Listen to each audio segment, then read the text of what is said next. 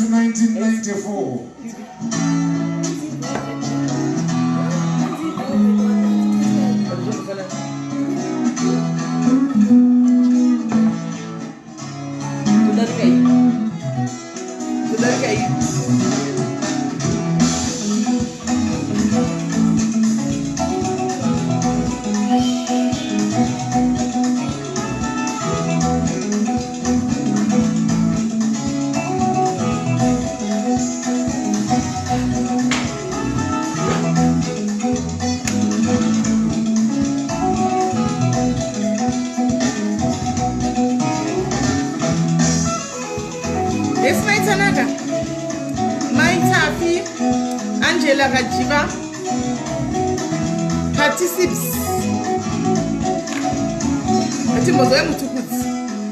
Take your friends and share the life.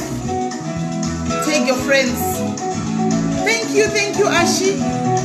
Kana wanza kuifarira unongondibata.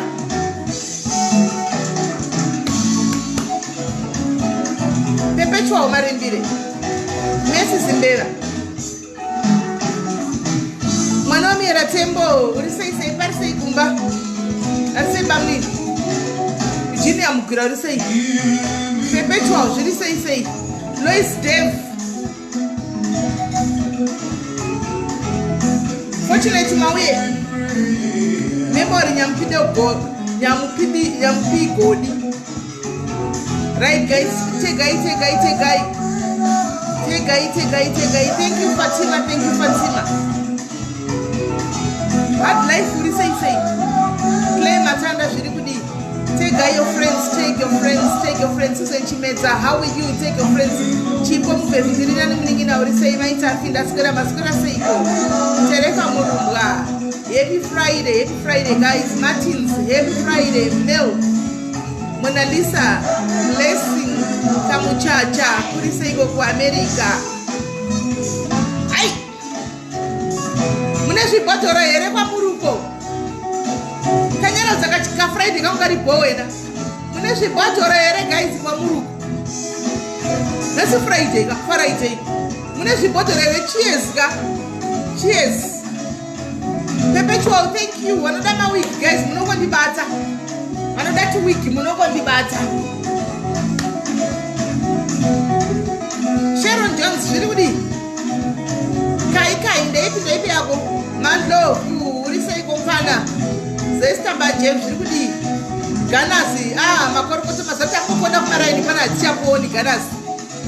Takataka kutokona one zuru. Shalom kuri say Patricia uri say. Vachora muri say. My B babes shirikudi and a glass of orange. Nakanaka kapa mingina. No. Nasi Friday. Me Lord. Yeah, me Lord, I'm the Lord. Yes, we eat that.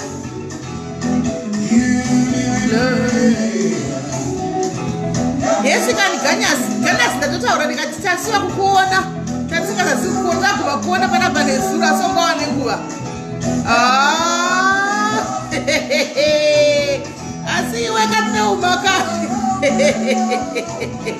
kwana iwe hanzi napepeswa ndipe wiki ndione esikani risi asi risi pondiudza uri tokufeni kumapeji mangani risi ndakuonaona mumapeji umu ndikati vakomana risi uda zviri nati B uri sei nati B asi ndokufarira zvako risi kuti une free spirit unosapota kwese and uri happy chera muri sei nonyamezelo zviri kudidi sibusisi wanzi hatina dhata shemso rako nenda kutapudzira hatinawo dhata zvino yangu iwifi ebhangara muri sei mainaijo esnat muri kudidiko mainaijo esnat mazano maamunhu bai nai mazano amutayamutina musindo maspiriti mumainaijo patisha marima moyo thank you munin'ina mamo Rosemary Bishop zviri kudidi guys take your friends hatisi kuda nonochema ngatitechi makabata magrasi enye red wine lisi makore long time my sister ngori kubrenda zviri sei knowledge anzi risi ndi anomirira kumirira maviewers emazimbabwe celebrity.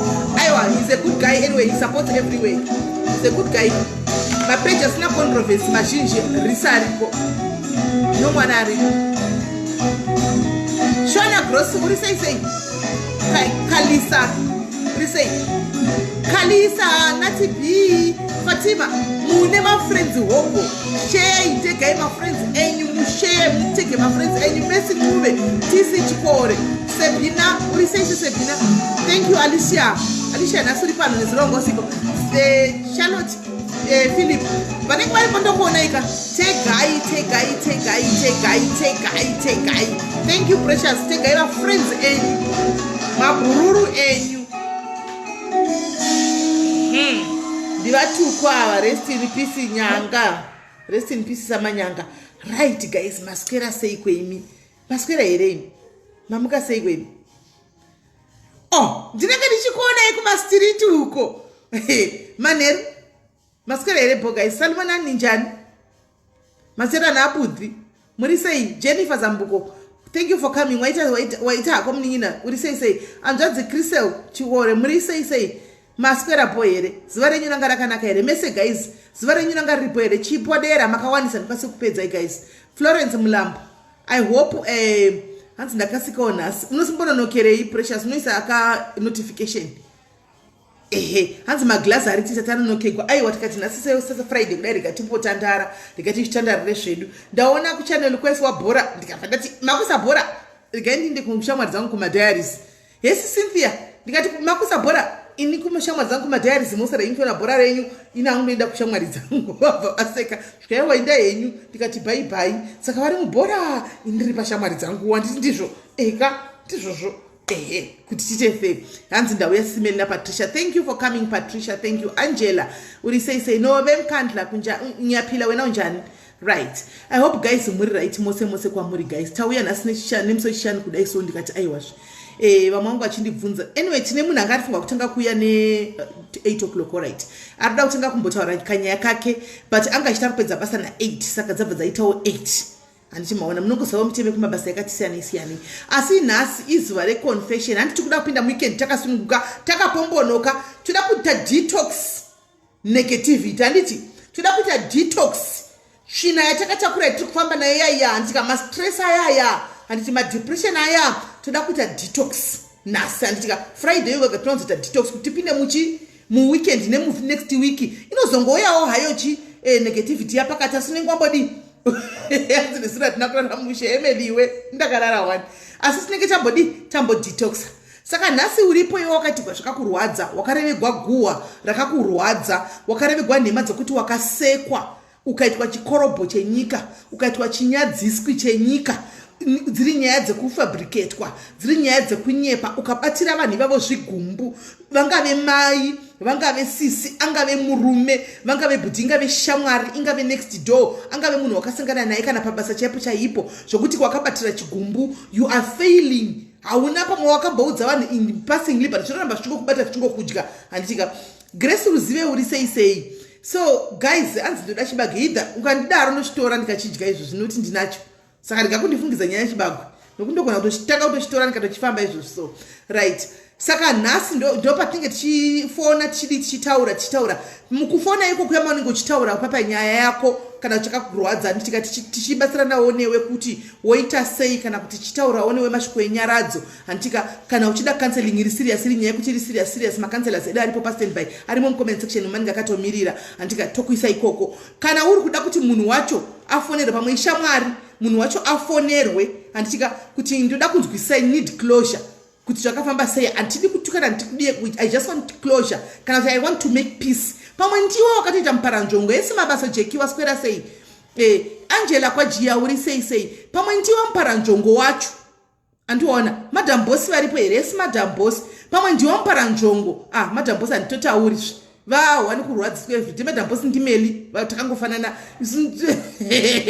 toto madam boss kupeji kwenyu kuvana vari kugwadzwa vakatakura kumunapota muchimboita kuti vana vadi vaite distress. Vana vanofa vachifamba ndopamuzinzo chinzi munhu angodonha akadai haana wekuudza. Handika vana vanenge vachitokufolowa ine mwoyo wavo wese vaivayaka mukambovhurira kuti chimbotaurai zviri mumwoyo mako zvinokurwadza mombotaura nevana vaya vamwe vadiki vaya vamwe vana vaya vaya andi zvotita nani because depression is real wena iriko wena chai depression is real. Yes, Vicky King, Vicky King, hi my sister, how are you, long time.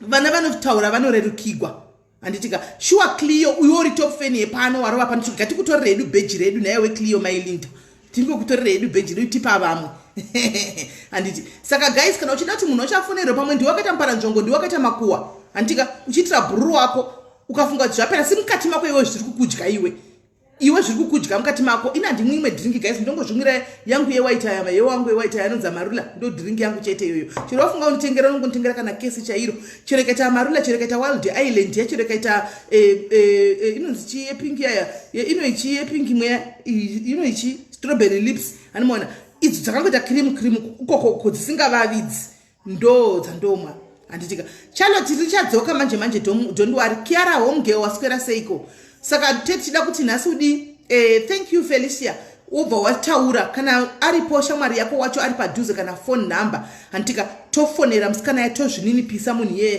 togadzirisa tokumbira regerero moita bo newewo chiri mumwoyo checha chobva chadonhawo wobva waitawo peace tabi uri sei nyapila wena unjani handiti mazvona saka musafambe makatakura zvigu munozati makambona tunoita dzimwe shamwari dzekuti unotonyatsoziva kuti shamwari iyo ndakaiitira makuwa iyo ndini muparanzvongo kumba kwavo hakuna pisiko ndini ndakazvikonzeresa but kuti uchinokonfesa kushamwari yakuti shamwari ndo yandakatamba pepaya shila hesi mutanhiri guys chirege kutenge kumhorisai muhoperi zvevakawandisa ndikaramba chiko kumhorisai ndina mhorisa wandakwanisawo vandisinawo ndokumhorisaiwo mangwana pechitawo nezviuri sei handitika thank you hidhaiwo unotenga ino handimona so unongozvisha kuti ndozviita sei pamwe wakati pamwe uda kutororora chijoki chechihure handimaona munozati ukaita chivi chinodya mwene wacho hani munozviziva chivi chinodya mwene wacho kana achi chivi chinodya mwene chanenge achireva chii vanenge vachireva kuti iwe waita chivi ukahura iwe nhasi une murume wako mumba asina mbokanganisira ka shamwari ziguilty raunofamba naro uchingoti maiwekani asi zvichabatwa unofamba neziguilty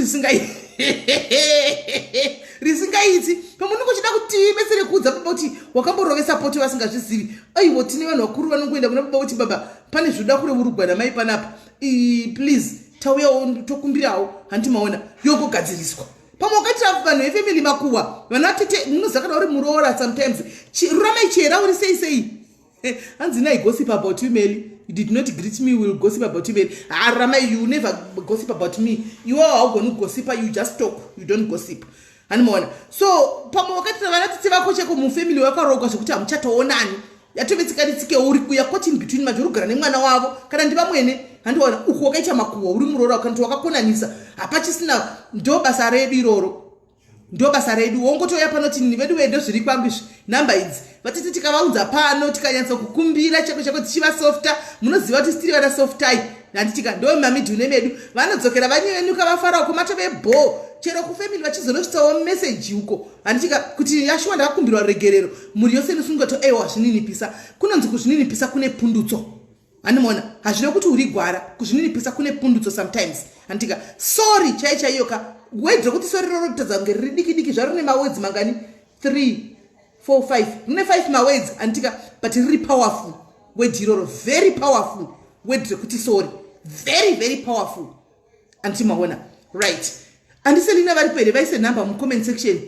andiselina varipo here andiselina muripo here muise ningirikiri muise number mucomment section okay pane munhu asenda message let me see na message yasendwa kuti iri kuti kudinda ona message yapinda izvozvo right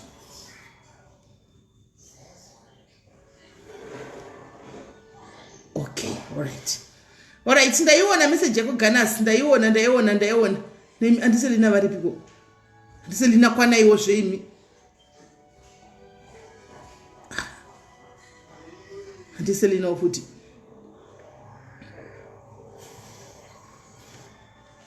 tinosofta guys kapa muri kwereta munhu guys munhu akunetsa chiita kuti munhu wechikwereti tiwe titaure naye pano uzobhadhara kachikwereti chemunhu mbichana andiselina uyai kulive mupinde namba uko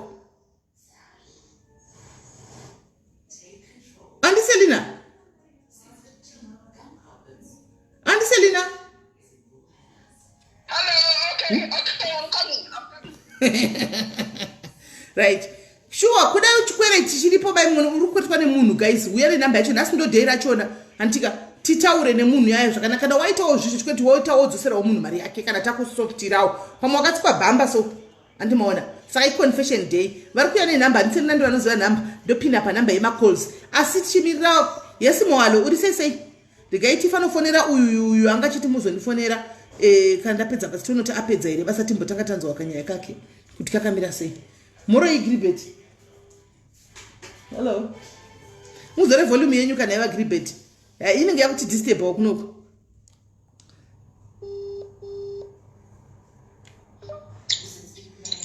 yes basa rako rakaoma shamwari unonzipedzana 8 basa rako rakaoma uri kushanda paiko iwe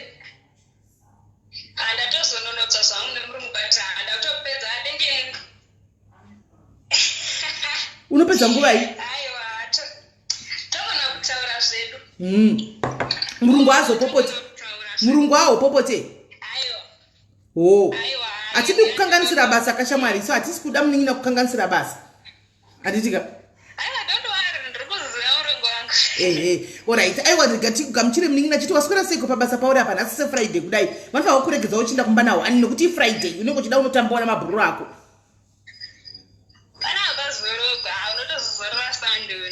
hei murungurungwe muchene ndosaka aiwawo isu vana museyamwa alright shamwari waune kanyaya kako kwanga uchitaura ini kuseri kanyaya kako kwawati ndakazoona zvapera kanyaya kangu asi zvakadai zvikadai haisu tiripo hedu takasunga handiwadla hako wabva wadla kamba vemurungu aiwa imbodla unozotinetsorondedzera nyaya sei usina kana umbodla chimbodla aiwa imbodla shamwari chimbodla ako tikuparika tikupe 20 minutes umbodla alright chidla alright tizofona aiwa ndokuti nyaya inakidze wakaguta nai kana munhu akanyatsoguta nyaya yake inonyatsobuda akauya achitaura nenyaya yake ane nzara nyaya hainyatsokubuda zvakanaka ndichiregai adle hanimaona pamurungu apa kana apedza kudla todi odzoka panapa tonyatsotaura nyaya akaguta achijovawo handiti ndizvo dumbu rakazara right pana anga achifona apa miraindoni pana anga achifona but anga achifona yanenge anga achifona nenhingirikiri nedirect call manje ndikwanisa kumufonera bhegi right anga achifona vari kufona fona yenyu vhurisai musangano tichimirira mumwe wedambotla vhurisai musangano anoda kufona fona tinzwe kuti nyaya yako yakamira sei wakahetwa nani kana kuti wakaheta ani handitika waune dambudziko rekuti ufile kuti kuregerera kwandinetsai nyaya yandinetsai handitika ruramai chihera fona zveiwe chiruramai chihera fona munhu uya wakazodiko naye gribet wako wakazodii naye fona zveiwo umbotiudza nenyaya yemusikana uya ndiye watei tichida musikana uya uya aripo futi kanopa pafacebook musikana uya chimbofona naiwe ruramai timbomufonera timuzoti naiwe uda kuzama kuita sei asi tinoda goahead yako kuti timufonere timbomunzwa kuti indava ari kudaro indava ari kuda kuti adle mari yako achifamba nemota yako achidanana nemurume wako fona ruramai right rega tinzwa kola hello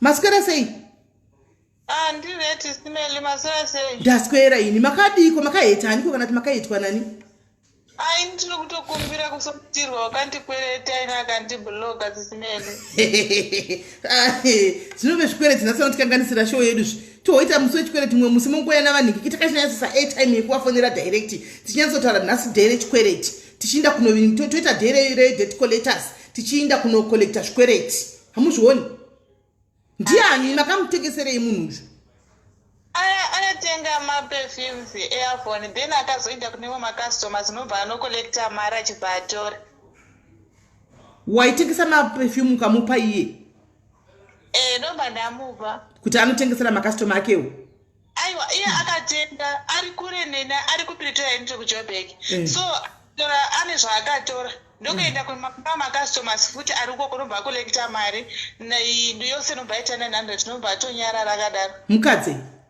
murume bvandi blog kwemaipindawo madhiri nemurume asi maikwira naye aiwa papa vakatochembera yenyu and pana kana kunyaya yakadodaro. Mamaita madziri mose mama sanganepi. Ikoko kwandaitengesera ka vanhu vanga vakavakidzana nasekuru vangu vachididi. Saka nyaya yachona inogona kureba since matinasi hatisi zuva rezvikwereti. Right. Aiwa hapana chakaipa chirega ndiise zuva rezvikwereti.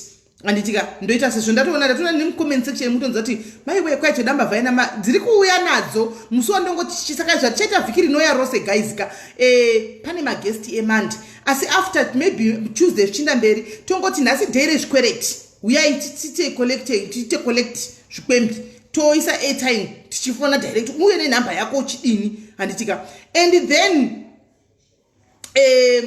tozoita day rekuti vakavharwa vese anditika vanga vana malaicha expose day rekuti muri kuda kuburitsa vana malaicha venyu vava vaka munhu wega uya naye tichitomufonera tichitotaura naye vanhu vakavharwa anditika chero vakavharwa iri stonyeni chaichaiyo tichitoteverera mari yedu nestonyeni yedu ipapo musi wacho andimaona exactly I think tichinge tichingodaro so alright muningina hapana kuipa day mem chingozoona nenhingikiri necaption kuti tinhasi dairia Yes, man. Alright, sharp. Guys, rinotodiwa day rakadaro. Pakazazita munhu anofana Sis Melly munondikwereta. Ine ndakatokanga mazvichikwereti chikudhara vai mwana. Aunohasa unotsva. Unohasa unotsva.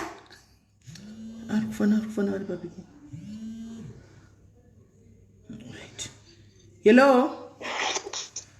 Hello, Sis Melly. Muri sei maini. Tirinani zvekuti inangu pane zvandoda kureurura. Alright.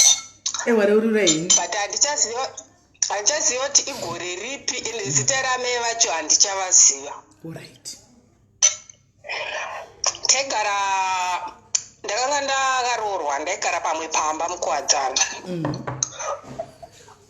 Saka gripeti wangu inini yanga iri pambi edriver makombi yanga iri pambi che gripeti wenyu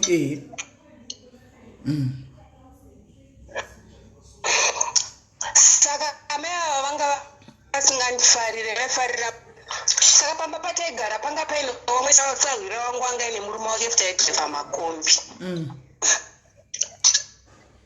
zvekuti ndaiti ndikaenda kana kumusha pakauya mahure amai vai vanenge vachisekererana nemahure kana inini ndauya havataure kana neni saka shamwari yangu ndobva yandiudza nyaya asi amai ava vaitawo gumbo mumba gumbo panze svika neshamwari yangu uri kuona sahwira amai ava kana pakauya girlfriend panapa usipo vanosekerera girlfriend achitaura naye nyaya asi iwewe ukauya havataure newe toita zano ripi because amai ava futi pambi vanogara vachibhurwa nemurume wavo patagara pasi nepatarangana mai avanga vaine mimba vatatora peni nepepa because tainzwa vachimbobhurwa vaka vachidaidzira mungoziva dzimba dzemulocation dzakabatana saka vatatora peni nepepa ndibva tanyora tsamba kunge chikomba chamai vava kunge muridzi wenhumbu tichinyorera kumurume wacho kula hatina kunyora tirisu takapa hanzvadzi yasahwira wangu but sahwira wangu akazoshayiwa ake saka tamupa kudara akaenda kunofotokopesa leta yeye andobva aiposta saka isusu taiziva dhei raiuya tsamba because taingoti tsamba ukaiposta yaenda kumufakozi ubva yadzoka saka takazama kugarira tsamba iyaya asi takapesana naye tsamba ndobva yanobva yasikaiswa pasi pedhora ndirendroti murume ndiye akabva atanga kuya kubasa ndobva asikuona tsamba yandobva averenga tsamba iyaya takanyora zvisingaiti mutsamba muya akandirememba kuti takanyora kuti chii but takatonyora kuti ndini muridzi wenhumbu chichichichichichi amai vakarohwa kunge nyoka yapinda mumba ivavo varohwa kudaro vakarara mubathroom ini ndaenda kubasa saka ndini ndandiri the first person kunogeza mubathroom saka pandakazama kuvhura bathroom ndakanzwa risingavhuriki ndobva ndamhanya mbandanonokera sahwira wangu ndikati chimbuya cheche chinenge chakazvisungirira mubathmaneri chakarohwa sangoya ndakapinda pamasahwira wangu chimai cheche chakabva chabuda saka amai vava havana kuzombobvira vakaona rugare futi muupenyu hwavo but ndivo vakanga vanditanga kana vachizinzwa kwavari ndongoti sori henyu asi musagare muchiitira vanhu mwoyo yakaipa saka vana kuzorambiwawo mira wakadaro vanhu vari kuti network muri kundinzwa here guys hanzi network okay let's wait and see muri kunzwa here guys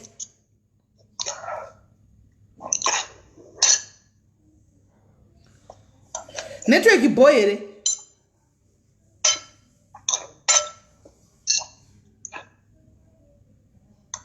network boy here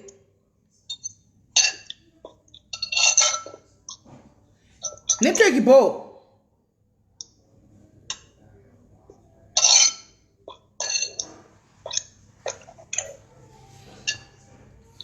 ndipe wakasaine network o network hanzi yakola right asi vamwe vari kumunzwa wani right saka havana kurambwa here havana hava kurambwa unless vakazorambwa tapa but mbamavo manga musisina rugare vanga vaine mwoyo wakaipa zvekuti kwandiri but nanga ndisina kana chandakambovatadzira oro else vakamborara nagiribheti wangu handizivi I hope kuti vanozvinzwa zvino uchazivi zita ravo kuti tite reach out tikumbire regere zvegore iro ndakanganwa ini ndezvakudharadhara hey I hope mai muripo maigara kumfakosa nditi ndagara mukuwadzana amai vekukuwadzana kana muripo palive pano amai vekukuwadzana vaigara panext door nemurume nana Gilbert aidriver makombi aive nemukadzi wake wamanga musingatauri naye muchitaura nemagirlfriends aGilbert mukadzi waGilbert akanga ari mukadzi waGilbert panguva iyoyo auya kuzoti sori yenyu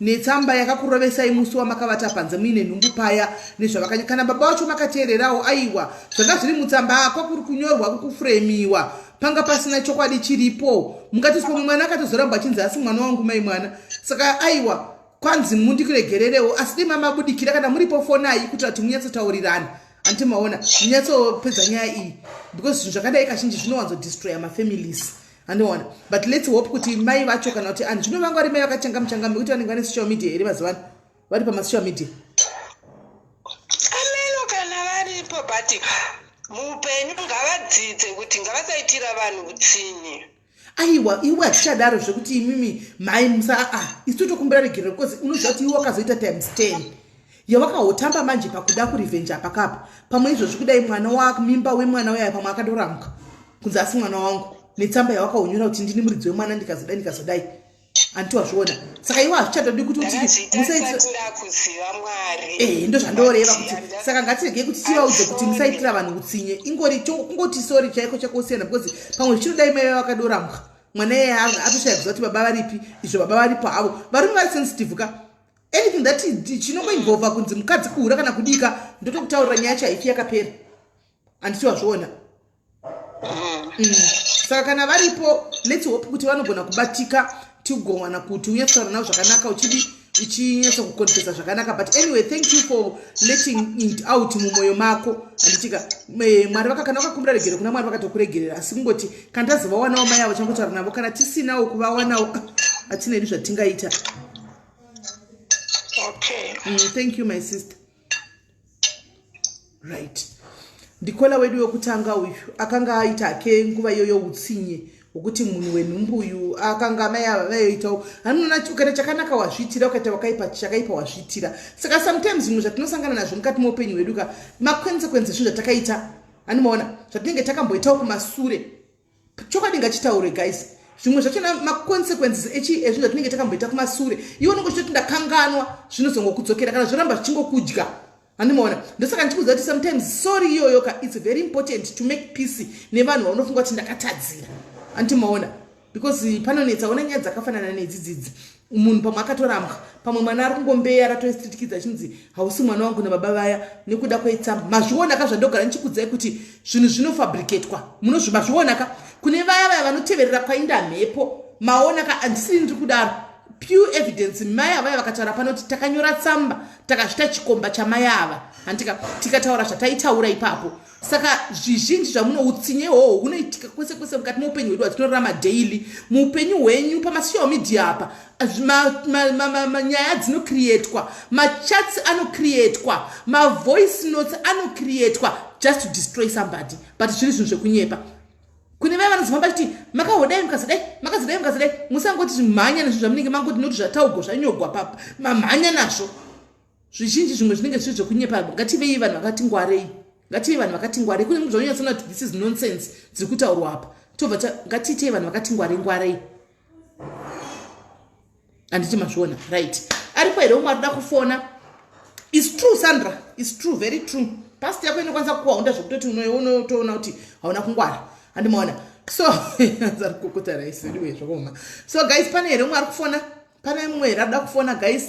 Confession yako zvinokurerukira atorerukirwa, so awanawo pekuzvitaura handimazviona, awanawo pekuzvitaura handimaona. So varipo here vamwe vanoda kufonawo. Zvinoitika shuwa. Inzwai comment yanhingirikiri yalile ndakatora hanzi zvinoitika. I took mugoti weroommate ndikaisa muchember the other day ndakasvipira mufudhi yake. Exactly.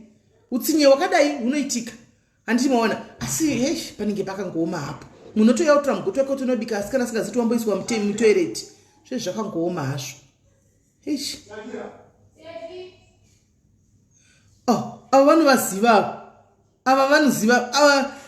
Holiday tawanda fonaitinzwe fonai hanzi ndinovaziva nehanzvadzi tawanda hanzi zvakaitika zvechokwadi mai avaigara pamba pedu wakaresva asiwe chifondaitinzwe hanzvadzi tawanda namba takapina panamba iri pazasapo fonaitinzwe vazikanwa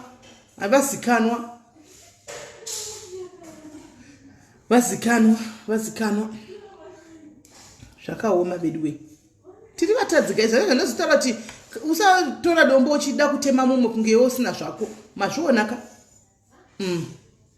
Right, varipo here vamwe vanoda kufona guys, varipo here vamwe vari kudavo kufona vari kuda kurerukirwa kana kuti ndakatobatsira sisi vangu chigumbu nezvavakandiita, ndakabatsira mai vangu chigumbu nezvavakandiita, ndakabatsira murume wangu chigumbu nezvaakandiita.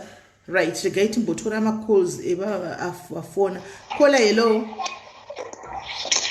Hello, muri right here hanzvadzi.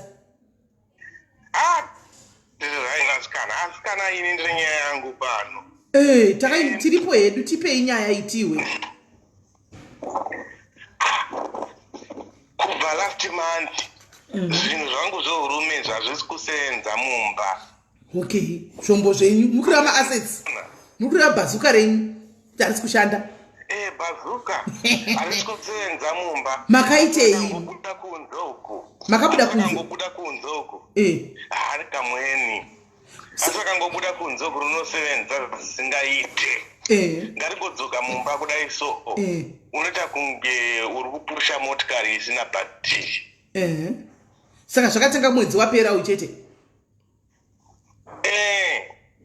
Saka imi tiri family katiri toga pachedu tiri family yediaries pano mochitoti mukasatobudira isusu chokwadi pano hakuna munhu wamuchazoudza chokwadi isusu tozotamba frandi kudi kuna namadhamu kunotaura nawo zvakanaka nakatiseka nawo pachikoro. Imi makambonotenhulalula kupi imi nokuti munenge makagadzikwa kaimi kana muchiti kuzhe uku bhazuka roshanda mumba bhazuka harichashudhi. Saka makambobata papi pamuri kufungira kuti makambobata? Ndine chimwe chisikana chandakambenge ndatamba nacho kechita katatu chaiko. Makachita katatu asi mazuva akasiyana. Saka zvavakuitika manje ndezvekuti manje ini ndakazoenda kumba manje asi chasevenza. Saka muri kufuka kasikana aka makaita katatu aka muri kufunga kuti kanogona kuti kakabata makasiyana sei nekasikana aka? It could be. Tangoti kandezveya zvengongoti kungotambawo nenguva. Alright, saka makazomuudza kuti ndani chitamba netime ndine family yangu. Akapa mashoko, haana mashoko akakupa here kutoza kuti ari kuthreateni? Hakana. Ndiye munhu amakapesera kusangana naye. Akangoti uchanditsvaga. Manje kutsvaga kwacho kumanje zvazvisasevenza mumba manje. Anchazivi manje kuti maybe akatamba neni here kana kuti. Ndiyoyo threat ndichibvunza kaiye kuti uchanditsvaka. Ndiyoyo. Saka mwana uyu mune namba dzake here? Mune namba dzake? Namba dzake ndinadzo but ndakamufonera haachandidairi. Ndosaka tiripo zveisu vana sisi venyu. isiwo nasisi tiripo munongotipa nhamba ini kana vatipa nhamba ini totofona izvozvi setototaura nezvedu zvakanaka tichiseka naye tichitokumbira regerero tichitoona kuti zvinhu zvedu zvatoendeka muti mukwatse kudzokera nekuti mukadzi haangagariri sadza kumba kwenyu wakatogarira bhosvo iroro rikuramba kurira ndorakatogarira saka imimi mukasamupa bhosvo rake munhu unoenda kunotsvaka zvimwe kuzhogo andimaona saka ndipei nhamba dzacho pana pationa reza ndikupei alright regeza ndikutumirei alright chitumirai modonha ndotona tambata tona anonzani mubva maisa nezita racho ipapo alright chitosenda izvozvi so maita basa alright hanzvadzi sharp mubve marega chihurei right regai timbofambira nyaya idzi regai timbodzifambira nyaya idzi tione kuti muchisikana chichibatabata chakaitei timbochikumbira nokuti bhosvo harichari riri kumba uku bhosvo rorira kumanext door which is very dangerous imi musaita zvokutamba vanhu vakatakura imi vanhu vakatakura guys vanhu vari kunetseka kunze uku vanhu vakaremeka saka regai timbowana kufambira nyaya dzebhosvo rabhudhi kuti bhosvo ridzokere back to shape regai tione kuti vaisa here message tiwane kufonera musikana uyu ngauya asununguresisa tione kuti zvirise kana sisa vachikweretwa hanzvadzi motozobhadhara mari yacho pamwe kuda mauda mufuna kumupawo kana anything kapa 3 times dzamakaita idzi muchiridza bhosvo kwaari handiti maona saka tobva taura kuti zvinofamba sei gai timirire nhingikiri phone number yacho message phone number nezita tiwane kukumbira mwana uyu handiti machembere epadairies muripo here machembere epadairies yero basa machembere epadairies yero basa right abva api auya nhamba yauya right miraitoni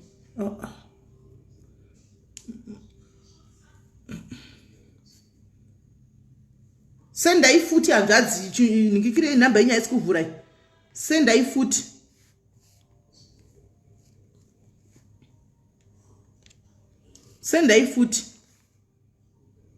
sendai futi again nhamba inyaya isi kuvhura hanzvadzi sendai futi isai nhamba zvakare haisi kuvhura nhamba yamaisayo haisi kuvhura isai nhamba zvakare tione kudzifambira nyaya dzacho idzi machembere muripo here machembere edairies aya heyo nyaya mukai pamwe inogona kuda kuzoita zvakatinetsei motaura nemwana wekuseri tione kuti bhudha bhosvo rashanda kumba totohwira tsitsi mumwe wedu ari kumba uku mudzimai wavo ndiyo totohwira tsitsi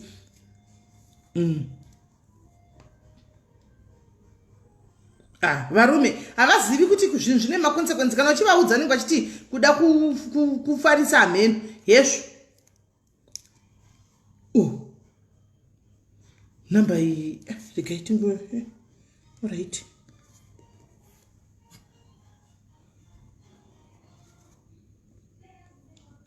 kumakamuonepi uyu musikana uyu ndokudhiaspora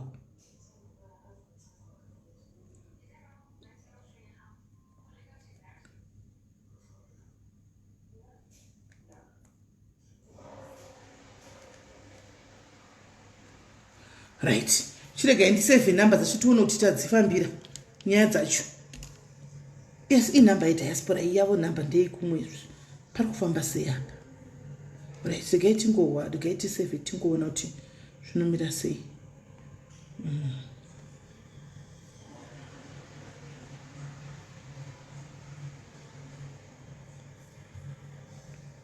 +44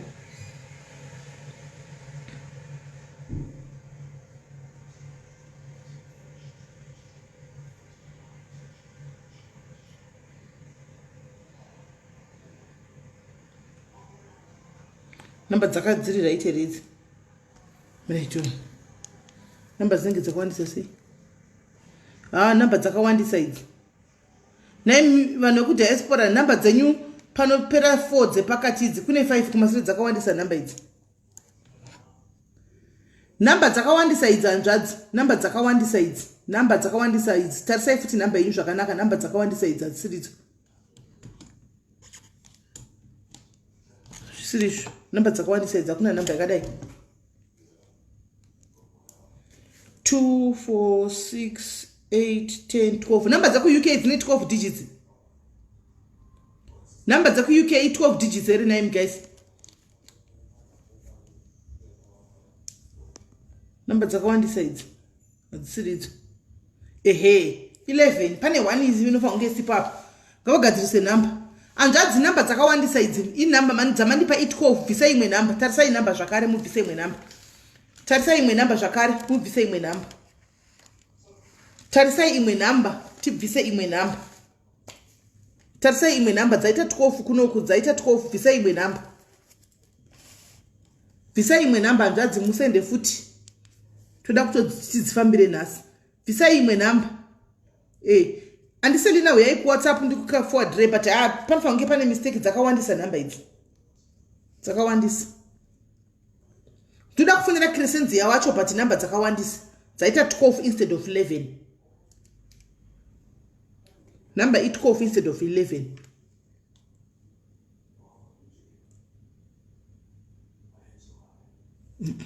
No, get your phone.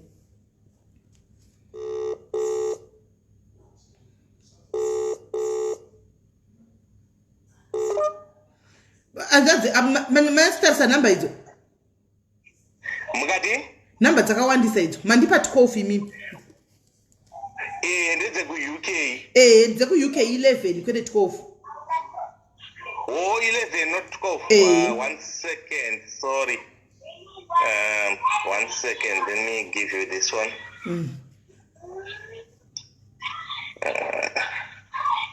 Copy number.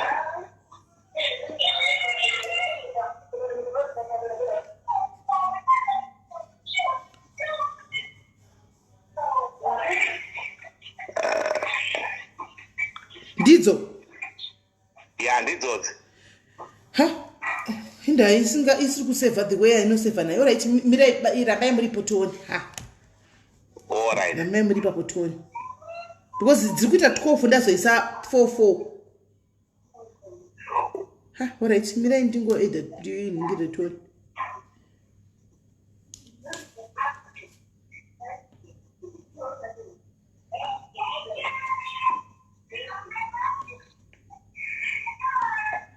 Saka medem vari kuti kudii nai hanzvadzi. Medem makambotaura nawe. Zvakaoma. Vari kuti kudii? Hazvisi kufadza. Right. Hey, zvakaoma. Imi, asi hamuna kukonfesa kuna medem kuti ndakambotamba panze. Mugati? Hamuna kuvaudza here medem. Yabuda ndiyo. Saka ndiyo. Right, let's see.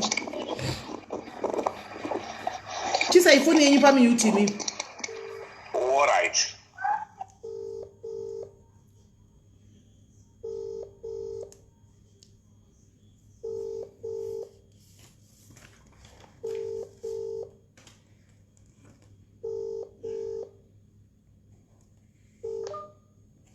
Hello? Yes, ikani mningina wangu. Ndiri right, uri sei? Ndinonzi Sis Melly mningina, unondiziva? Haundiziva nditi? Ndinoitwa Sis Melly mningina wangu anditi? Okay. Kazotsvaga paFacebook apa uchaonako kuti ndiripo. Mningina ndauya uone kuzvininipisa kuda uri mwana voice rako unenge mwana mudikiwe. Right. Wakuri right wati kungaipfeiko nayo mningina. Wakanakawo. Mningina paita nyaya panapa inisandivurayi indangotumwawo. Anditi. Ndine hanzvadzi imwe yakambokurwadzisa pasure apa. Yakambokunyenga yakurwadzisa pasure apa. Waiziva? Ari kuSouth Africa. Ari kuSouth Africa. Wabva waseka.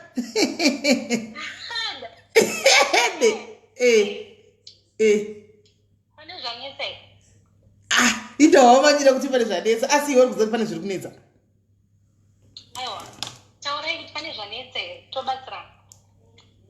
Zvanetsa zviripo mufunge muningina. Zvanetsa zviriyo.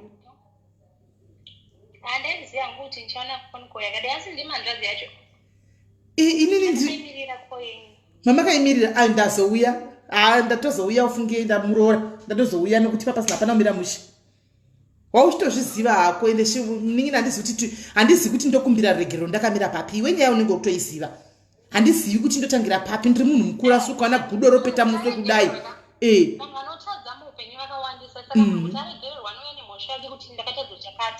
ende ndozvandiri kupesa izvi because ndinogona kutaura kuti wandibira kana ndisina kubirwa then indoregerera zvinhu zvisiripo saka taura kuti hanzi chii ende iye munhu wacho mbone adii kufona iye anoti munhu hanzi akafona anoza plus hapana chakaipa pacho kuti unoisawo mutungamidzako mumwe munhu mberi nokuti iye anenge ashow respect nokutya kuti maybe pamwe muri tu amugoni kupedza nyaya zvakanaka handiti plus ari kuti uri kumuignora asi ndinaye pano saka tinogona kusongoti utaurewo ari kuchema nenyaya yekuti paakaita zvakaita kuda handizivi ini pamwe ndogona kudaro ndakaudzwa one side handiti waona iwone side rimwewo saka usanondiregerera oipa papa unotizongobudisa chokwadi chako kutiziva kuti zviri kufamba sei saka iye ari kuchema nenyaya yekuti makanga muchiri maita madanana kunyengawo zvakanakawo kwaminoti akanga akudza iri kuti ane mukadzi kana kuti ana kudza ipapo haana kutaura asi chionesa ndechekuti kuparadzana kwamakaita hamuna padzana zvakanaka ende wakatobudisa muromo kuti uchanditsvaka zvawatobvunza izvi pane zvanetsa here handitika nokuti chakuitika ndechekuti pane problem kuti bhosvo harichashandi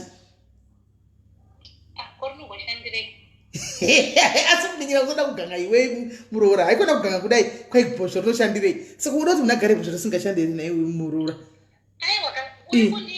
kundirwadzisa but hazive ndakamutaura kuti ini ndiri mwana wanu varomeka ndaikuti aikone kungotora vana ivamwanu muchingovarwadzisa muchingofunga kuti munogona kuita kuti aget away with it upenyu haufamba uchidaro inini kwandobva ndiri achimweni inini ndakatomutaurira akasatondipa zvandiri kudai ndakasakumbira regerero makumbiro anofana kuita ripera akashanda futi richatozobuda honye ikozvo zviri hatitiri harisi kushanda ende ndikutoziva kuti harisi kushanda saka mari yandiri kuda inini ndikuda 10,000 pounds kubva kwaari akasadaro honye dzichabuda ende kana dzabuda achafa achiora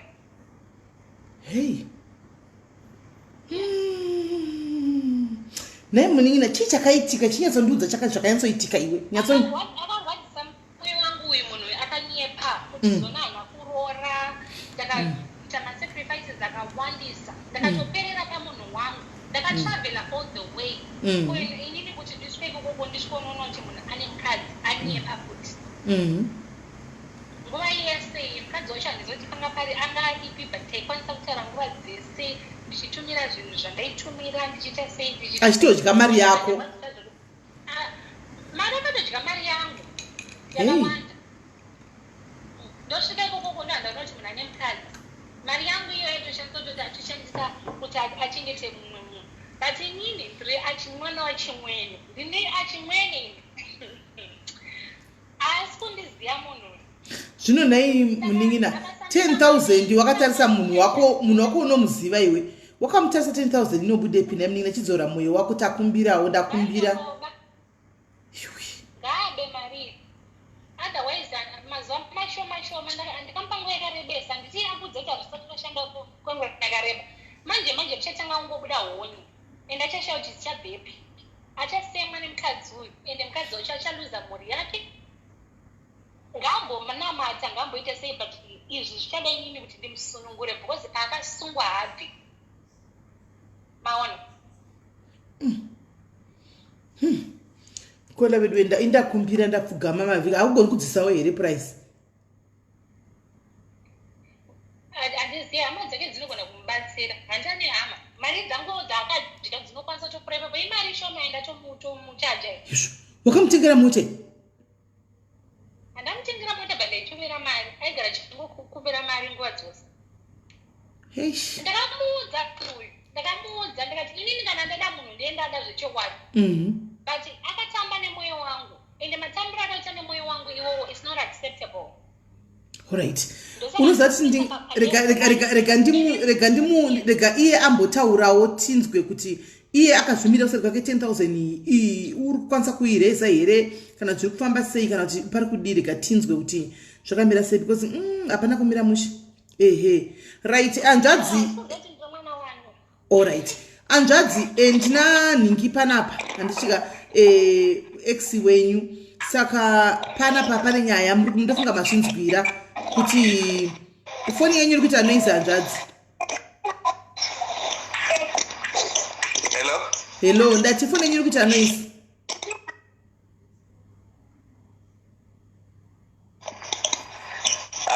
Hello, makunzwa here? Oye, ndakunzwa. Ndati right. Ndati ndine musikana panapa apa. Saka ari kutaura onye kurwadziwa kwakaita nezvamakamuita but ari kuti iye akakudzai kuti ndikuda 10,000. Ene ndiyeka? Koina andadzi foni yenyu iri kuita noise. Foni yenyu iri kuita noise. Imami noti chichiri kuitika. Kana ti? Womaibhadhara network? Ish. Regandi mira ndi drop ndikudzosei futi mira ndikudropei. Regandi vanofona yawe kuita noise.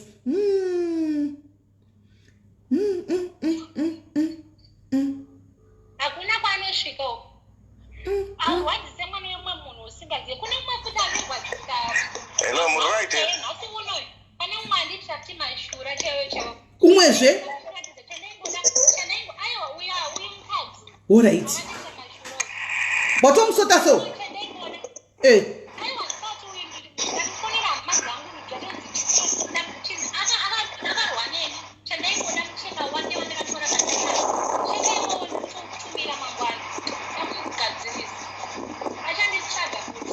Nemeni zvinozora renyu iri mukatanga nemungoro yakudai zvinozobuda here.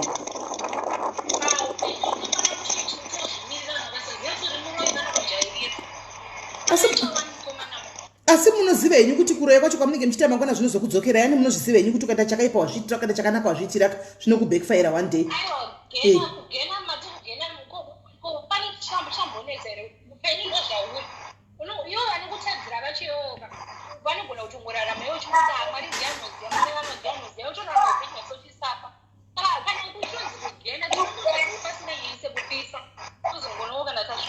Agena renyu rinogona kutotangira pano pasi musati maenda kumusoro kudenga, rototangira ipo pana pamona zvinhu zvazvichafambi, hamucharogwa, hamuchadi. Izvoigena renyu ramatotangira pano pasi.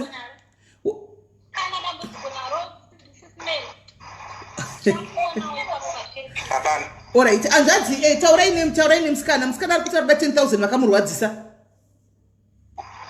Ndakamunzwa but inooneka kuti manje. That's the problem. Inooneka kuku. Ko imi maidlawo mari yakewo mwana uyu muchitumira maikunyepere kuti mune mukadzi izvozvo onai bhosva harichariri. Hapana muCape Town muno mahu. Mira musikana tinzwe. Imati kudi hanzvadzi.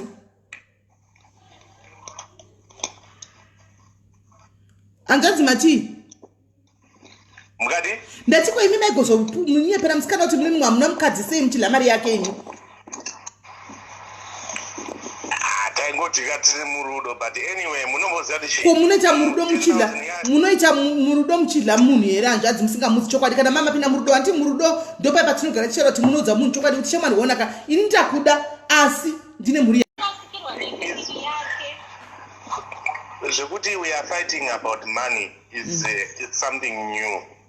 Okay. She never mentioned it to me, but she was just mentioning kuti ndakatambisa nguva yake and all that stuff, but she never mentioned anything about money. She was the one who was saying I started. Yeah. Hey, apa chirikuza imi muri kutovhuma kuti mimi mari wakakupai mukavhura business. Mavhura business munaro ende mukutobvuma kuti makadya mari yake inotosvika kuma 10,000 ikoko. Zvinopochaitwa medhe mari ipi? Medhembo vanga varipo but vakazvinge vaendawo just because vanga vaziva kuti pana iye futi ari kungoramba achitumira mari, because mari dzimwedzi hadzizovigwa pasi pepiro every day handi munoziva. Saka medhembo vakatozviziva kuti muna nhingikiri mune musikana wamunai. But takazongogadzirisanawo bva vadzoka. Manje vadzoka kudaro hakuna chunhu handi maona. Isn't vane like a month vadzoka but kubva zvavakauya musati ene mamunzi achitaura kakuti ndaitozviziva kuti muchauya. Saka I don't know kuti ndinokumbira rege chase chaizo because kutaura neni chaiko I mean I really want to pay a back kind of because like it's a disaster. Hey, disaster. Mungoziya kusungwa like and she's actually admitting kuti that's what she did and she's gonna carry on doing it. Ataura tukwanza masara kuti muchibuda honye.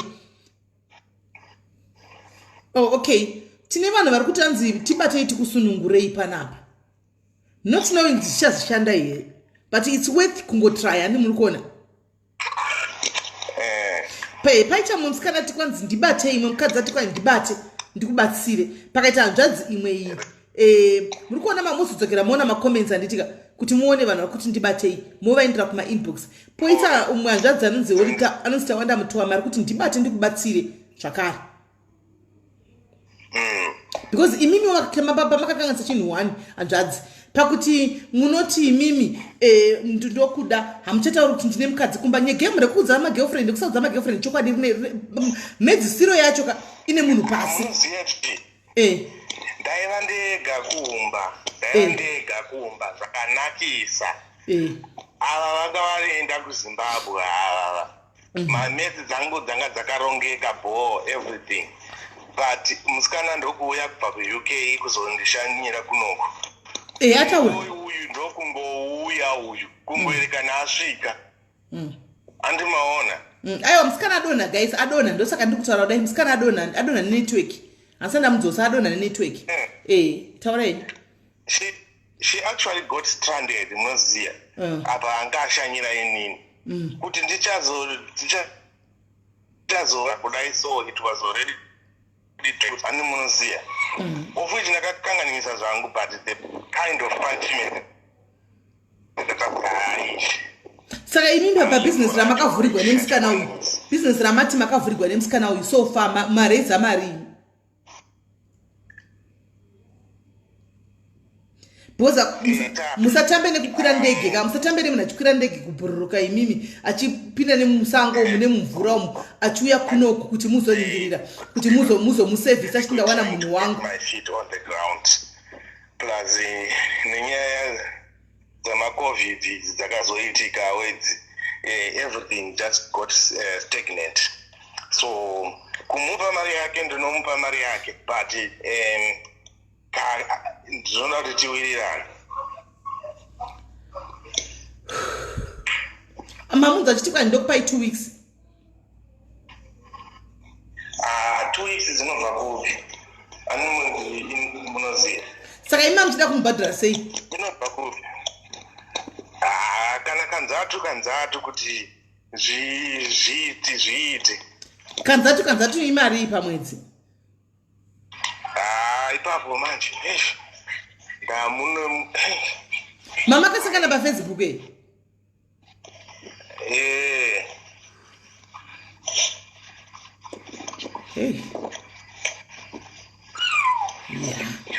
makaita flop chayanzvadzi mubve mafidza chiurei ibvai matera chipasi chikomba mufire kuti pudzi imbwa dzidye chiure achibhadhari hanzvadzi chine mubayiro. Saka izvozvi imimi oraiti munoona uselfish hwacho huripo ndehwekuti imimi munobuda panze sekuti munhu mati mukabuda panze chinoshanda saka that means makatotesta mukazviona muri kubuda panze choshanda asi kumukadzi uku dhololo saka ndimukona pane chimende yacho yamuri kuisa mumba menyu.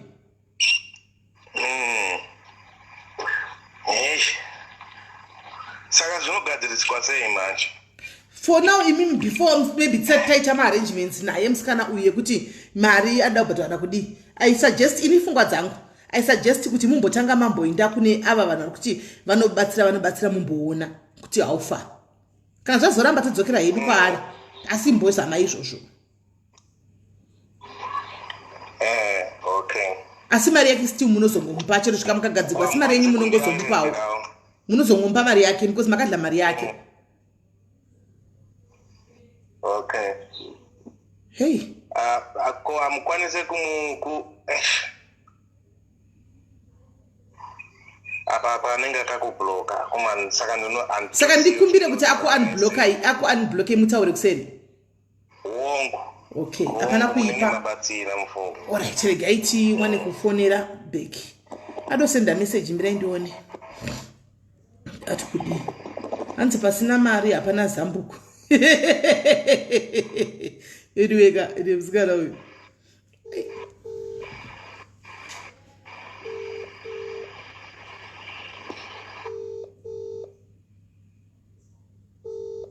Saka chunjenji kurwadza. Right, dadzoka muningi na sorry network inenge yangamboti vhiringa kuno ku Africa kunoko. Wonaka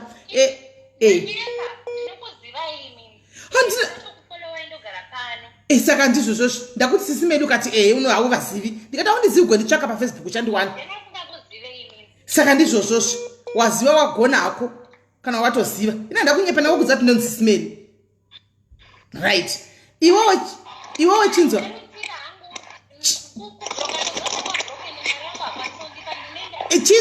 chinzwa iwe watoti unondifollowa wagona chita so iwe mningina uyu mukomana uyu ari kukumbira kuti unblock iwewe kuti mutaure nyaya yemari kana muningina kuti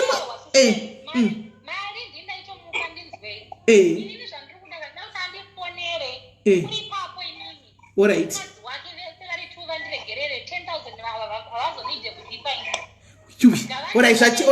alright okay alright muningina okoyo right andazi edaimedem ipapa pato zvachinja kwanzi mukandikumbira regero musi nemukadzi muchavata ini muchilambasitana nhasi hapasina 10,000 andinoda saka ndokuti muchiedhamedhem enyu apa kapa mutaure nemuningina uyu ndambokudzai ndokakati makaita flop chaicha yamudli mari dzavanhu ndambokudzai tiritoka ndikati it was wrong zvamakaita zvino auyawo handisi kutora side rake asi ndiri kuvefe ina ndiro side remunhu ndomira pachokwadi saka edhai madam regedza ndizano mati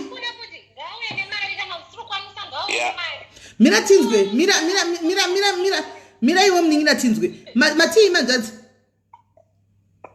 avapo izvinezvi but ndinokwanisa kuzozama time vaindepi nhema dzenyungu usiku unohuna 9 vaindepi medhemu vaindepi usiku asi vatoenda kunolambasitwa kumwe vaindepi medhemu na9 aiwa vachiri kubasa vanochasa nguvai aiwa tovamirira vanochasa nguvai yes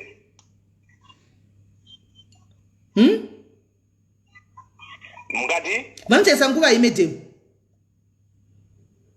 mukati vanochaisa nguvai medhemu kuma 9:30 9:30 toshingirira saka izvo toita isi tochimirira medhemu saka navachisa na 9:30 kumba vanosvika nguvai mahwana atanga maiwe atamugona mahwani makatobakireta musi wamakadla mari yemwana uyu musina kumudza chokwadi ndopamakadedza mahwani mukati meupenyu hwenyu ndakubvunza ititoka ndikati munoziva kuti mari yendege imari here munhu kubhururuka achibva kwaanobva achiuya kuno kuafrica achindawana muchinda wangu imi muchiuya kuzo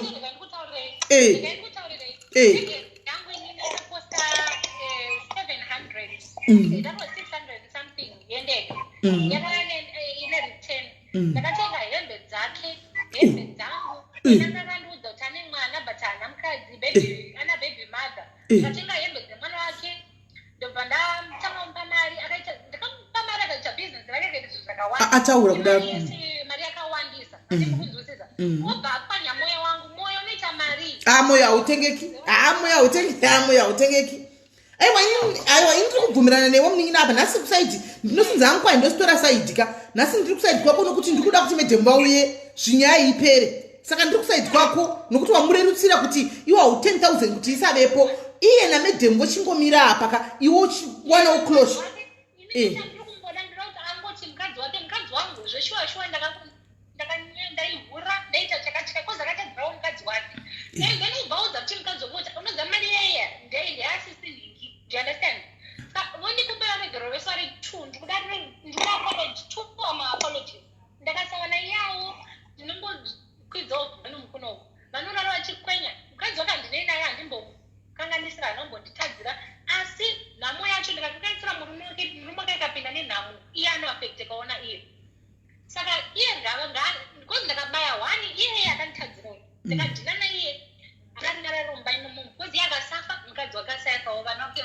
Manje muri kupaona. Saka iye ndinoda kuti afoni nemukadzi wake vakumbire regerero. Mari yangu ndotomuziva hana mari. Inini chandaenda todana nakutungombo mwoyo wangu. Ndobva ubreka. Vanoziva kuti kana uchida hati iwewe kana ukaita hati problem iwewe kuti unobhadhira mari yakawanda sei. It's a lot of money for him kuti anirwadzise kudaro. No, I think Reururo page, I think as kuda kuti mukadzi amukumbire regerero. Ari kuda kuti murume wacho audze mukadzi zvakaitika zvese zvaaita. Noti murume obvious apa bhajanzi yedu inonyepa. Vanonyepa. Vandiona. Saka havana kuudza mukadzi chokwadi. Saka ngari kuti ngavaudze mukadzi chokwadi ndiripo kuti azive kuti business ravari kuti kurarama naro imari yangu ini. Ndo pane nyaya yapo.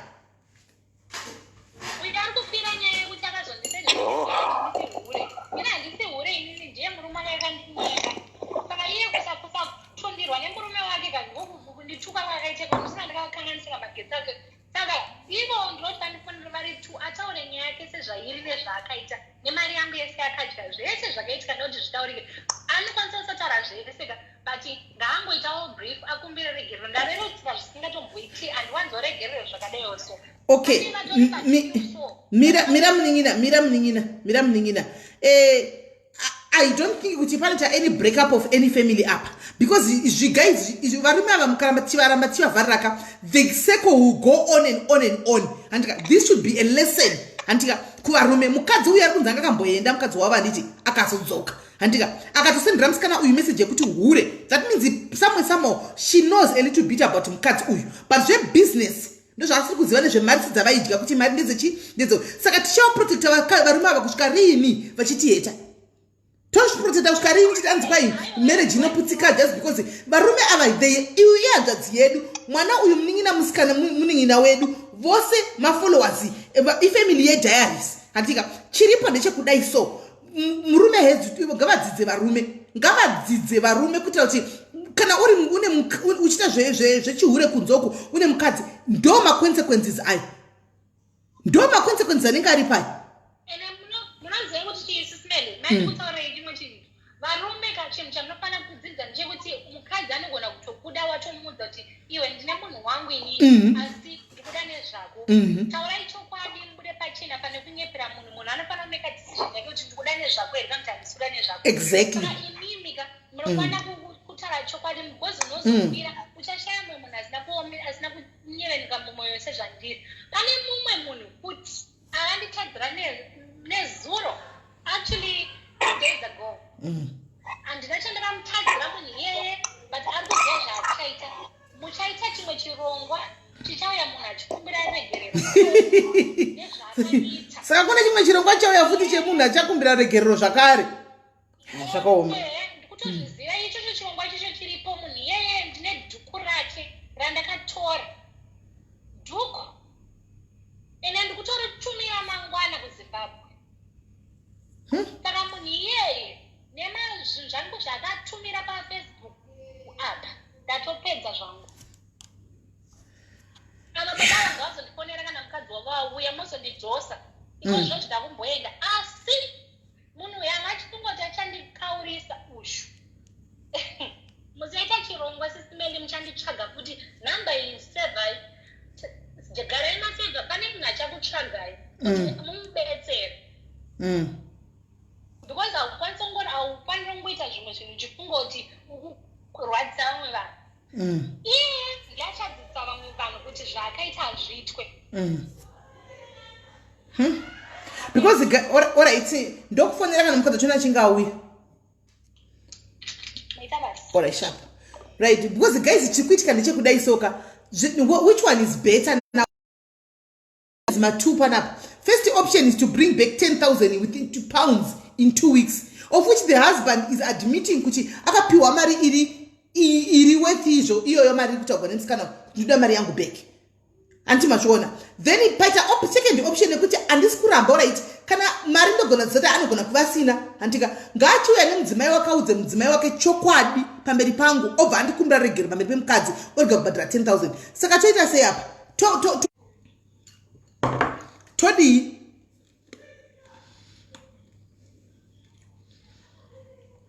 which one is better guys? 10,000 within 2 weeks pounds amene tinowanikwa 10,000 pounds in 2 weeks time kana kuti madam angotaura kuti madam ndopa zvasvika anoona vanozoti mozati mukadzi wako guys chero ukamuudza chokwadika munogona kunetsana kasa vanhu vechikadzi sinimu yakasiyana nevarume 1 week zvinenge zvatopera izvi 1 week zvinenge zvatopera anotsamugwa nemukadzi wake agopopoterwa kana tagororwa kodi but anenge acho zvinenge zvatopera anomaona ochidzikama murume uyu budi vedawo bva vadzikamawo because chokwadika amen kuda 10,000 niwanikwa zvekumanya handizivi but anzvadzi varipo anzvadzi alright musikana yadonha but anzvadzi vanga vadonha saka ndikutovabvunza kuti anzi vatite chiinemi manje mukutoitawo kuti zvinhu zvite wese wandinomira pachokwadi zveninhaye hanzvadzi zvenaye hanzvadzi saka muda kudii muda kubhadhira 10,000 ikati muda kuita zvenhingirikiri zvekuti mutaurirane asi mamuda mutori saidhi renyu hanzvadzi vakumusendera meseji anenge tori saidhi renyu indotomira pafeya pachokwadi ndimitori saidhi romunhu ndomira pachokwadi ndo ichikudai mose asi ndomira pafeya ndogadzisa nyika zvakanaka kola hello kola hello Hello Sis Melly. maswera sei Muri kundinzwa here? takunzwai maswera sei aiwa ndaswera maswera ndanzwa nyaya yasisa vataura yavakanyeperwa nabudhavo nababavo aka ndandichida kunzwawo kuti vanokwanisawo here kutipawo namba aiwa namba dzipi dzemunhu akasunga baba aiwa zvenamba bodo ini ndenda kutoroya kana ndikadaro bodo ini handa namba yando pamunhu anamba nawo namba yando pamunhu because ndinenge ndotoroyawo ndikadaro pana pam ndinenge ndakutoti platform ino yatiyo yekuti vanhu ndikurudzire varume kuti vasungwe bodo aiwa mainini bodo as much as ndichiwawo tsitsiwo nezvamuri kutosangana nazvo but kuti ndichati nhamba ndikupeidza kuti musunge varume ina handiroyi ende hanzvadzi dzangu ndodzidawo hazvizonyatsobuda chingatoitika ndechekuti kana varume venyu vachimbanisa ngatingoyai navo tivagadzirisa ipo pano togadzirisa nyika zvikuru izvi bodo aiwa because nyaya yavo yakangofanana neyangu exactly makadligwawo mari zvekuti nemushurugi mushurugi achitoti ane mwana 1 haana mukadzi chichichi ndakati ndazviwanira kajaya rangu achitoti kunoku kuti ndiite zvevakadzi kana vasikana chaivo handitombokuhurira because zvinodhura kuno kuzimbabwe kuno kutomboita mukadzi pasaidhi kana chii akanditi ndikuda kutangawo kuti mabhizinesi tichisapota ndikuda chichi tichisapota zvese takatosangana ndakatodyiwa futi makadyiwa bhinzi mahara makadliwa bhinzi mahara makamupa futi bhinzi akazvimbigwa mari kola futi ozoti momutsi ndakatozvigarirawo zvangu ndakatozvigarira ndakatovarerwa wanike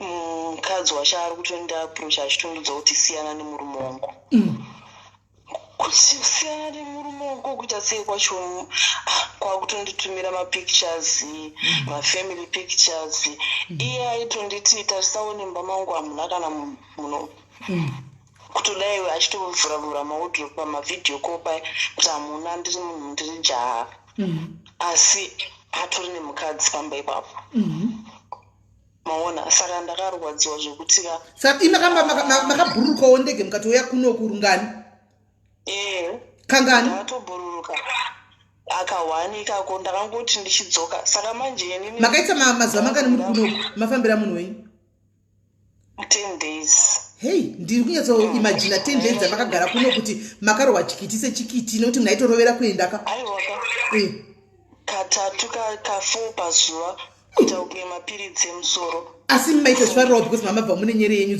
vharai imwe foni iri yekuseri paningi imwe foni vharai imwe foni vharai imwe foni kuita noisi pane foni irunganoizi pane mabackground ndikuzvinzwira kunhikiri kuseri okay alright saka ndakatorohwa nyini zvese ka4 pazuva 4 times 10 40 rounds imi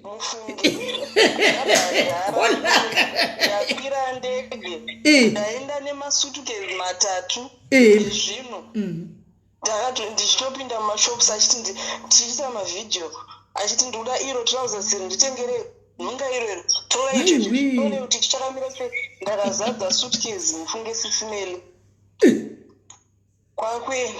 kwakuenda ikoko akati ndine mwana takati tinoadhobhutaka kubhadhara school fees mwana kwakuzoziva kuti murume uyu atori nemukadzi nevana afu. Sa mukadzi akazowana namba dzenyu mufoni yemurume ndobva asenda meseji ndobva andifonera akanditumira meseji akati kona imi ndakunyararira inguva yareba ndanzi ndanga ndaiziva kuti muriko asi ndandisingazodi ndikubatai sei. Alright. Saka ndakashaya kuti zvinondoita sei shuwa but manje inini moyo wangu manje ka ndapinda nemoyo nemuiri zvese saka kuti ndibude manje ka zvakandiremera. Saka uyu ndakati zvinoda kuita sei akati nini ndikukuda ndakati zvinondodii saka mukadzi uyu ndakangida kuti ndakuuya ikoko ndakuti ndikuuya kuzogara ikoko saka mukadzi wacho anga kuti iwe kuramba uchitaura nemurume wangu ndakati iwe ndakange ndapinda muiri wese saka ndikubuda mbichana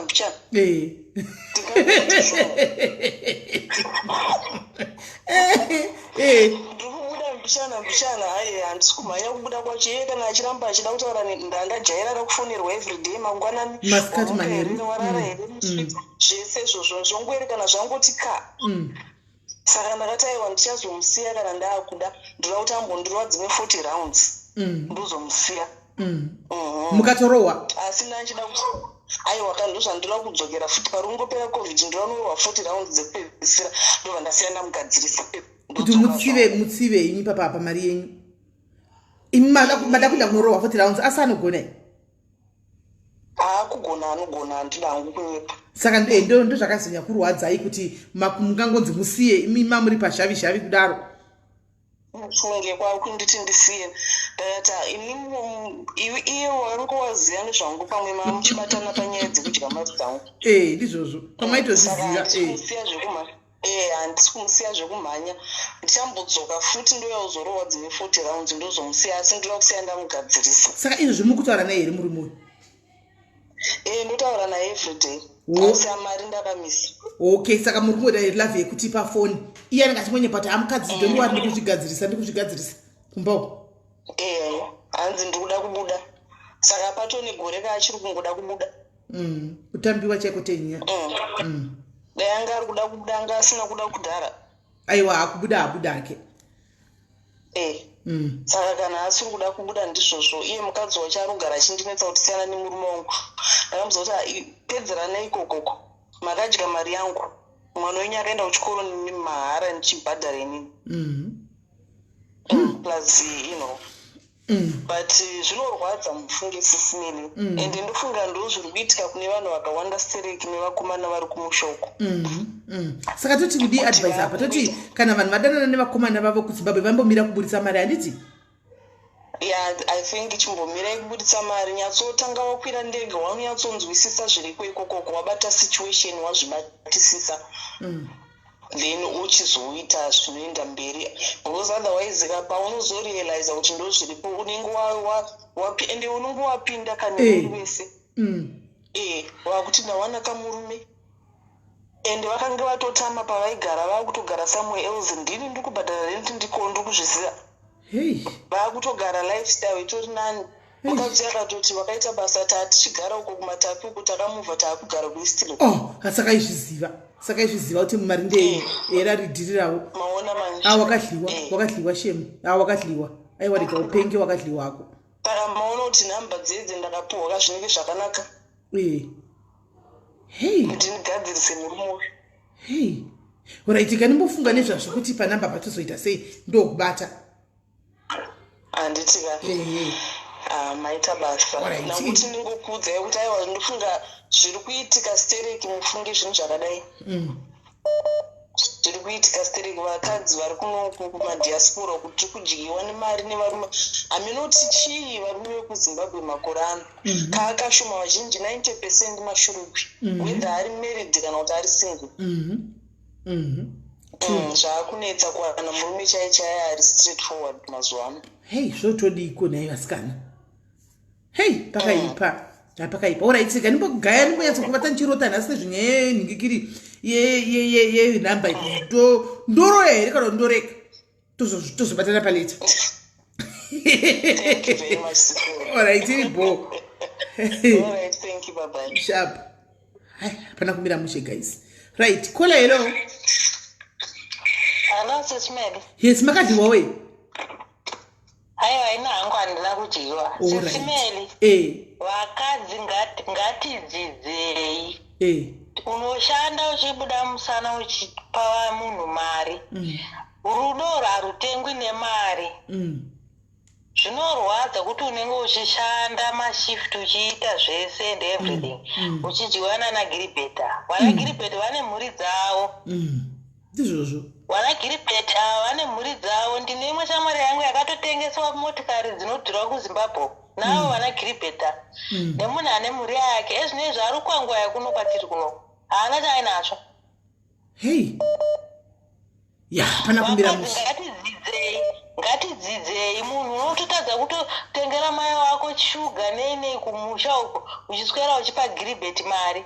Ende Sis Melly, ndinokuda kukunamatirai munamato wangu ndewekuti rambai muine mwoyo wenyu iwoyo, musape vanhu namba kuti vanogadzirwa. Ivo ndo vari kupa vanhu mari vega.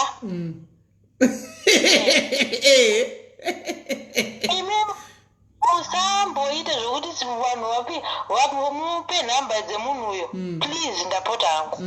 Because sometimes ukanyaso zvifunga zvinoitika ndezvekudai so ndine hanzvadzi dzakazarawo futi panapa umana vakazvinza kuti ndiri kupa nhamba kuvakadzi kuti vagadzikwe makutoti saka sisimetaka chikutrustai makutiro iwe futi but on the other hand zvakare unoona ndodawo kuti varume ava vasiye chihure. Saka ndopamira sei ndakamira iyo zvindakamira pamukaho wataterishasi uya ndakamira pamukaho ndo pandakatomira handichazoti ndodii Sis Melly hamusi pamukaha. Mimi pamuri mimi mirai pamuri ipapo pekuti hamuna saidi ramuri. Ndizvo zvandoreva kanza ndizvo zvandoreva kamainini kuti ndo pamukaho pekuti ndakamira pandakamira akakapa ndo andiroika ina handidi kuti vanhu varoiwa ihanza dzangu toda kuti asiwo ndoda kuti varege uchihure saka toita sei totobhalansa sei in ratio iyi. Isu vakadzi ngatidzidzei kuti VanaGilibeti vane vanhu vavo. Rudo harutengwi nemari. Anokuda unomuona. Alright, ndoda kubvunza munin'ina. Alright, besides vanhu vari kudliwa antika vari kune dzimwe nzvimbo ko mukadzi ari mumba naGilibeti uyu munin'ina wedu umwe anenge ari panapa ana Gilibeti wake antika asi Gilibeti arura kumba kumukadzi ana zororo antika izvozvi kana kudya umwe ana kudya nestress nhasi topaita sei. Munhu wamungatopenyu nhamba Sis Melly munenge matonyatsoziva kuti zveshuwa mukadzi. Aiwa nhamba hangu handina kuti ndinopa munhu nhamba handina kuti ndinopa munhu nhamba ndodobvunzawo hangu kuti ndoda kuti mundionesewo ipapo kuti ko vakadzi vari mudzimba vane varume vavo vanetsa mumba imomo poitwa sei tovabatsirawo sei. Vakadzi vane varume variwo mudzimba anenge aitoarakire kuwana hake nhamba kwaanenge adziwana asi kwete kwamuri Sis Melly. Amen. Alright, matopedza mapedza kwete kwamuri Sis Melly. mapedza matopedza nekuti imi mune matodziva moto wembavha. Ndizvozvo. Amen. Musumborara bo. Right, rega titotinzwe vamwe ari kufona. Right, mazvinzwira manzwa kwanzi Sis Melly musadziye moto wembavha nokuti muchaite mbavha musape vanhu nhamba. Munhu watsvaka nhamba dzake ngadziwane kwaanodziwana kwete kuna Sis Melly. Handimanzwisisa ndana pati kuda ndovhunza mweya usiku kuti naye mweya ndodii ndopavanhu asi vatanga mweya watotanga kuramba kudhara wakati no Sis Melly though ndandisina zvangu intention yacho andimona though ndasina intention yacho asi VanaGilibeti ava I wish so many vakadzi mumbobuda zvaita hanzvadzi vava vauya vakadzi mumbobuda ka muchitaura nyaya dzevarume ava kava I think zvingabatsira truly speaking chihure chacho chite shoma nokuti kola hello Sis Melly. Maswera sei kola? Taswera sei. Muri kubhawa here mi pane noise apa? Mati? Muri kubhawa here pane noise pamuri? Aiwa sorry ndikuse phone. Ifoni sorry nditori muoffice nditori basa eso. Sis Melly ndombotaurawo inini handisana mbofona sorry time first time yangu yekufona panapa ndikunzwa nyaya idzi dzanetsa idzi. saka ndoda kutaurawo nevakadzi vari kuuk. Alright. Akomana semunhu wemukadzi handiziva hangu kuti mari yacho yakanyanya wanda sei yavari kuwana yekuti vaspoila varume vari kuafrica. Vakadzi vavo ndimi kuti tikisani varume uchazotirambisani varume kuti hatisi kugona kuvachengeta just because ini mungotora mari muchingokanda kwavari instead of the other way around. You understand? I believe kuti mukadzi chaiye handifungoti ndingamboti ini ndiri kuSouth Africa ndiri kushanda mari yangu sisimeni mari inorwadza kushanda.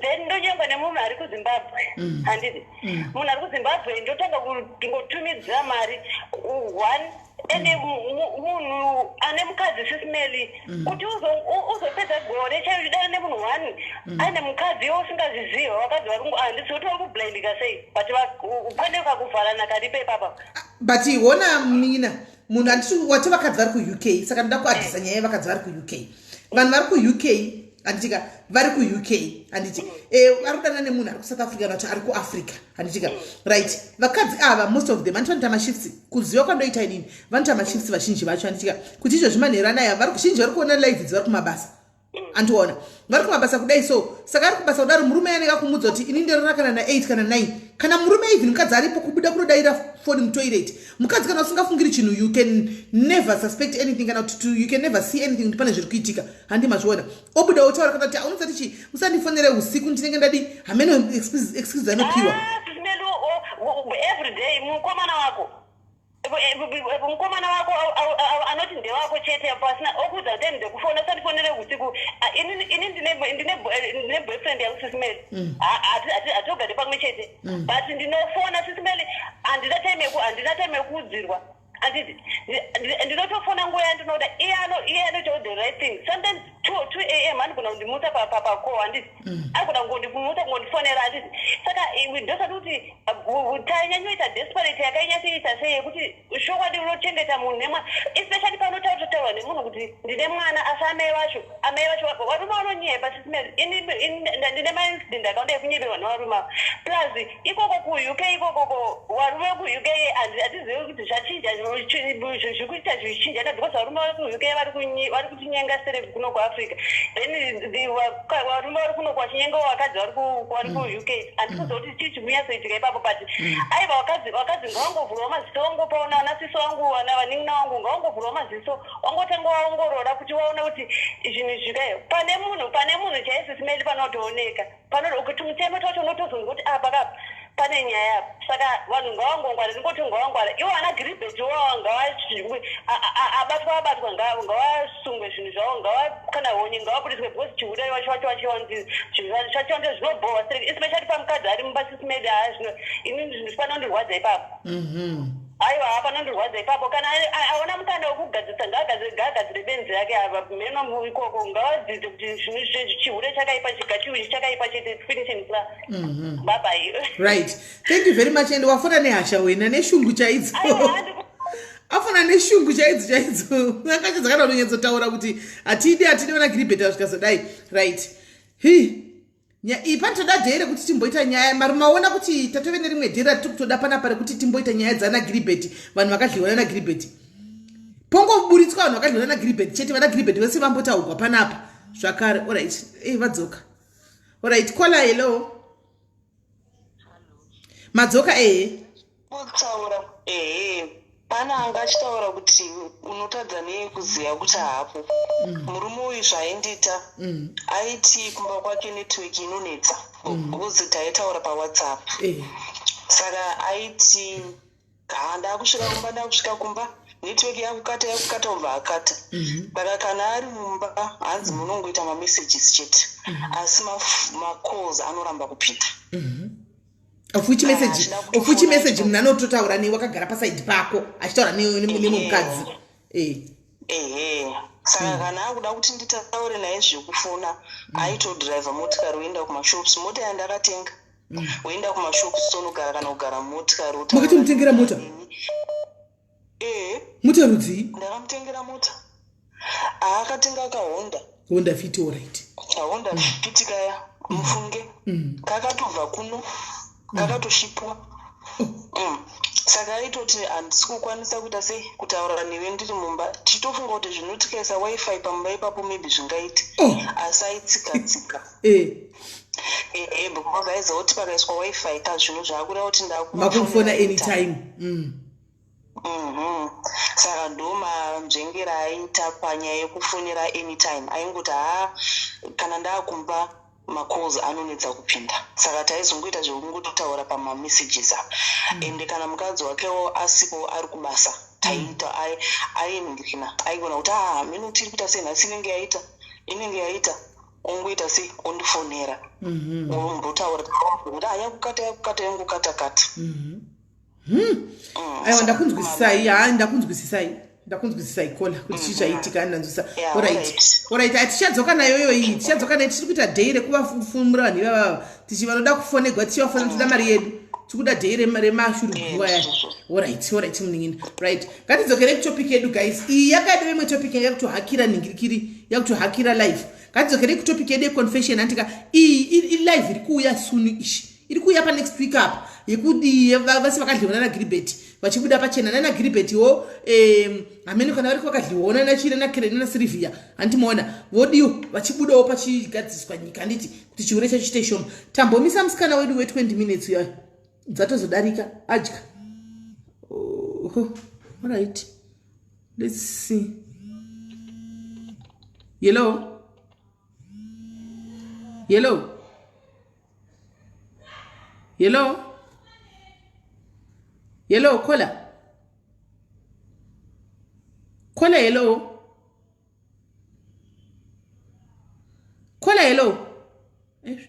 havasi kudaira right yellow alright uri sei ndiri kunzwa kola uri sei mushe inini ndinewo yangu confession alright mira wakadaro munin'ina iwawe wapedza zvakuita chimira wakadaro pafoni ipapo ndinowamwe vari dambokuita confession yavo then ndozoya kwauri ramba vari pafoni right handei pane yenyu confession yakamira sei alright okay ngenditrai kungoidimbura ndandakarorwa 2009 so ex-husband yangu uyu takatanga kudheta 2006 but yaenda kuchikoro ine ndaenda kubasa so ndinangotanga ari mushurugu yake nekuti ndindaiprofile ndaitomubatsirawo nezvimwe zvinhu mari yaida kuenda naye kuchikoro zvaaita kosi ndaishanda so akazopedza chikoro 2007 end of 2007 then achibva wana basa 2008 vazorora akazondiora nandatova nenhumbu yemwana wangu kutanga so tarorana takangogara tese 1 year chete unfortunately mwana aine about 9 months ndakava ndaita imwe nhumba I don't know chi chakaitika mapills whatever zvefamily planning so akanga akundishungurudza singaita pandiyangati usaendewo basa ichigara pamba mbuzi wakambondichengeta you did a lot of things for me you don't need to work so ndandakugara pamba then iye akuenda basa nakatambudzika Sis Melly achindishungurudza apa ndandanine nhumba pamwana andaiya nhumbu mwana asati atombone 1 year so ndakanetseka kusvika ndazongoti kendiudze vanhu vekumba vandaudza maparents angu akati dzoka kumba kwachinditora hanambovira nditeera ndakazvara mwana wangu chitu hanambovira nditeera ndichinetseka ndichitambura nevana ndega so I was always crying ndakatomboenda padepression muya iri so deep yekuti ameno ndakapropotsa ndafa I was so depressed then zvakava zvawedzera cause navanhu ndanzwa kuti aroora mumwe munhu anga kudana naye enesi here wakabva aroora avaita mwana so inini pandakapfeka zvinhu zvangu ndichitora hembe dzangu dzandiri kumba kwataigara ndakava ndatora I don't know why kuti ndaida mamemories kana kuti handizivi kuti ndaifungei but ndakatotora t-shirt yake ndikatora mapens ake to like maunderwear so ndatora ndakazvichengeta ndichigara nazvo kumba so handizivi kuti handisi kuzvijustifya but I don't know what I did when I was possessed or whatever but I believe muromo une simba because I took his pants handichaziva kuti ndakaisa chi kana kuti ndakaisa chii I was just crying and just believing, and I would pray as well. But I know that it was bad. I cursed him. You never know happiness because I had suffered. Zvokusvika pakushayana mari kunonyoresa kuhospital pandakazita mwana wangu echituye ndakangobuda muhospital ndisina kubhadhara because I was suffering. So the pain, the poverty was just too much for him, and I would think of what I did for him.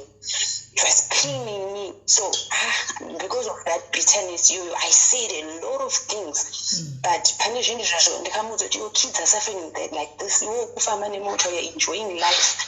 I don't know whatever zvandakataura, but I cursed him zvisingaiti. So after some time I had kuti I had, but ndizvo zvakatoitika. Akabva arambana nemukadzi wanga aroora aitonoroora musikana iwa akanga aroora nesi vakabva varambana nemwana 1 after a year. Zvandakangoita ini abva aroora mumwe futi 2014 abva aita mwana 1 varambana futi varora mumwe futi 2017 vavarambana. Right now he is on wife number 5 after me, you know. So now I'm beginning to feel guilty because now kungozvifunga kuti was it because of me, of what I said? Because for you, I just tell myself I don't think he's happy. On the other side, I mean, I'm not happy as well. Seems as if whatever it is that I said, because I loved him too much. Seems as if I'm still pane program yamakamboita yekuti because inenda rambo chiofficial akagupuru chini akandiudza kuti I think akandiudza kuti kanda kuda kuti uye ndichakuudza. That's what he told me. Kanda kuda kuti udzoke ndichakuudza. So hapana official, even like my ex-mother-in-law, we still talk. Ndinotaura navanotifonera every day. How are you chichi vana vari sei what. But kumaparents angu anenge vachitoti because amwinonga unombonoonawo vana, although they don't help me in any way, my fees or whatever, they don't, and ndakazi accept hangu. So vanenge vachitoti kune maparents angu no havana kurambana, vana vedu vachazodzokera. But imagine after 5 wives anenge achiti achazodzokera. So inini because of that bitterness and andinayo iri extra yaya, I'm still holding on to him as well. I don't know. I've tried, I've got women vari padiaries who I've been in contact with vanondibatsira because I'm so bitter. I mean, I'm just very, very bitter. It is really excessive, really too much. I don't even know kuti I don't believe that he doesn't owe me anything, and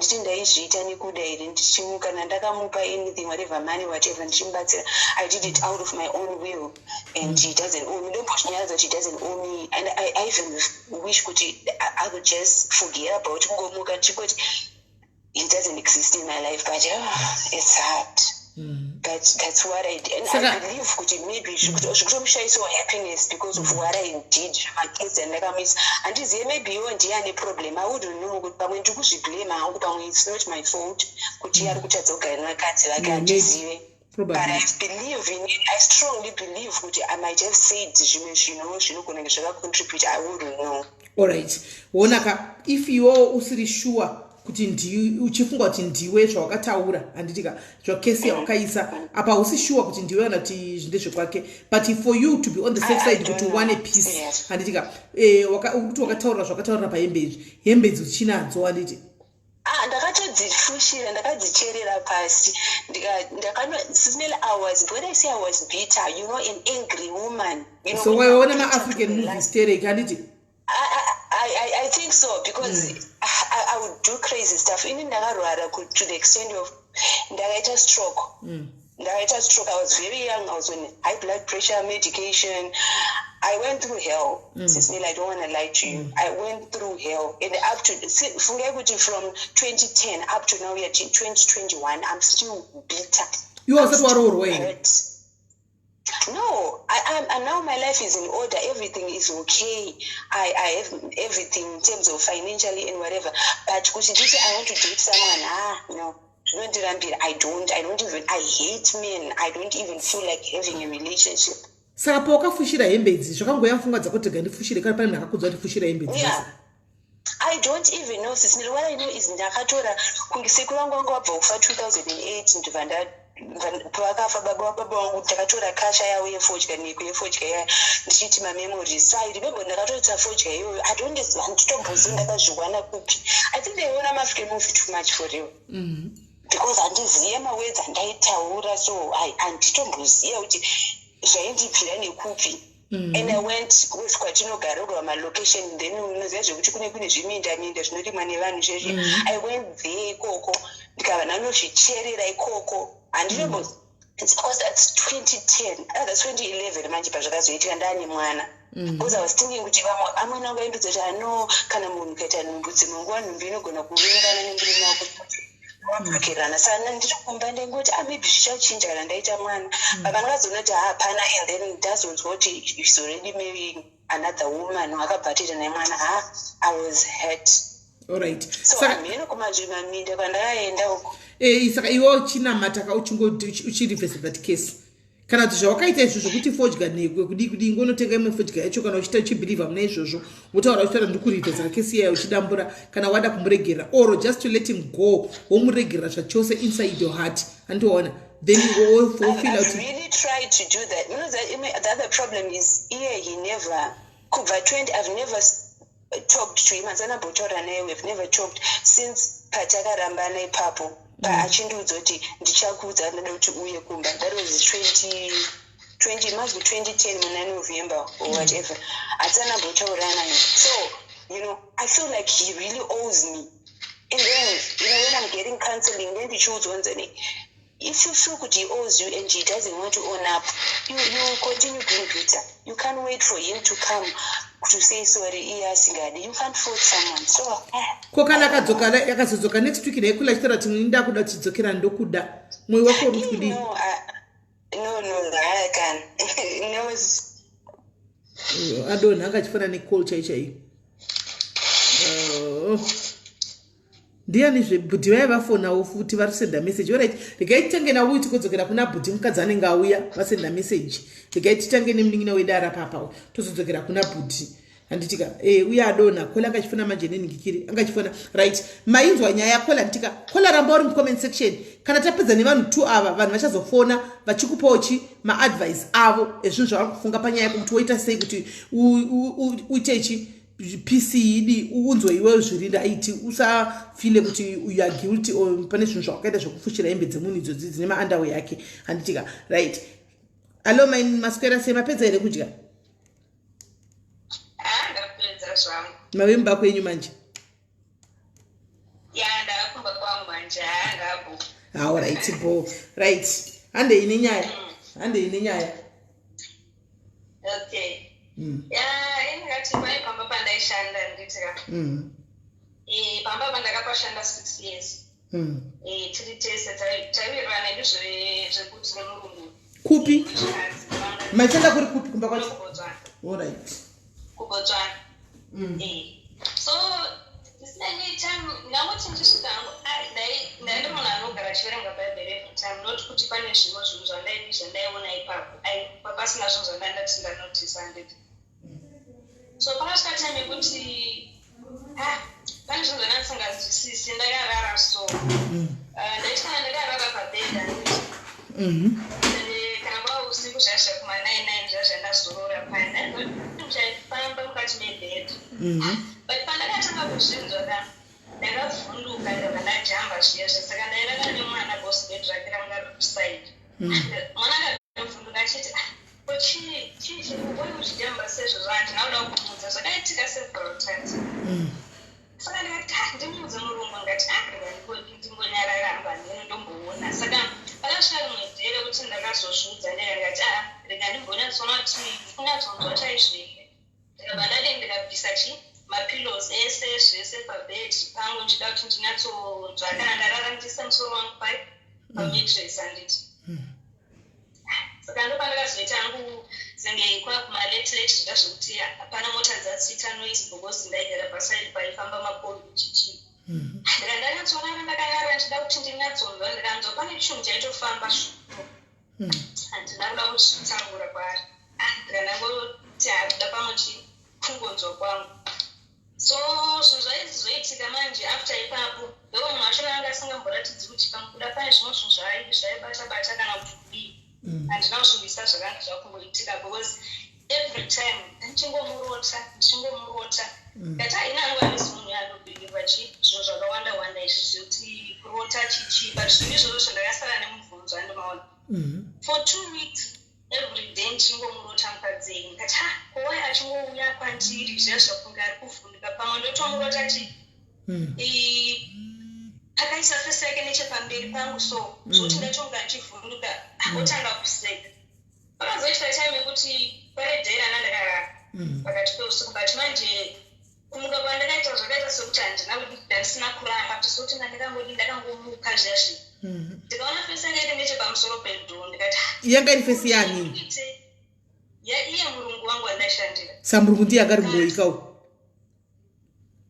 mate murungu ndiye airoyaka ndozvandakazozviona inini ndoana ingovharafara zvake aida kusvidza munhu anonamata andimaona saka ndakazoti tabva pamba papo bhosi takazomubva pamba papo tikaenda kune imwe imba bhosi munhu aifarira zvemacompetition too much nevanhu vaigarisana navo saka pamba papo bhosi dzimba yake yaextendwa saka iyewo akati handidi ndidzimushe imba yangu ndiextendewo futi but akazosaba zvikwereti zvasingaiti tamuva taenda kune imwe location but haisi kure zvaine patakanga tiri ipapa handiti taraipoko futi zviri kungondinetsa everyday ndigara ndichingomurota ndakapesera ndazomudza but handina kumutaurira zvese kuti ndozviita ndamuti mazuva ano muzandiri kungokurotai chichi but zvandarota zvasingaiti akati achii but ndangozona fesi yake yekuradza kuti panenge pane zvaanosiya ndopabatizani ndofunga imba ino yachigara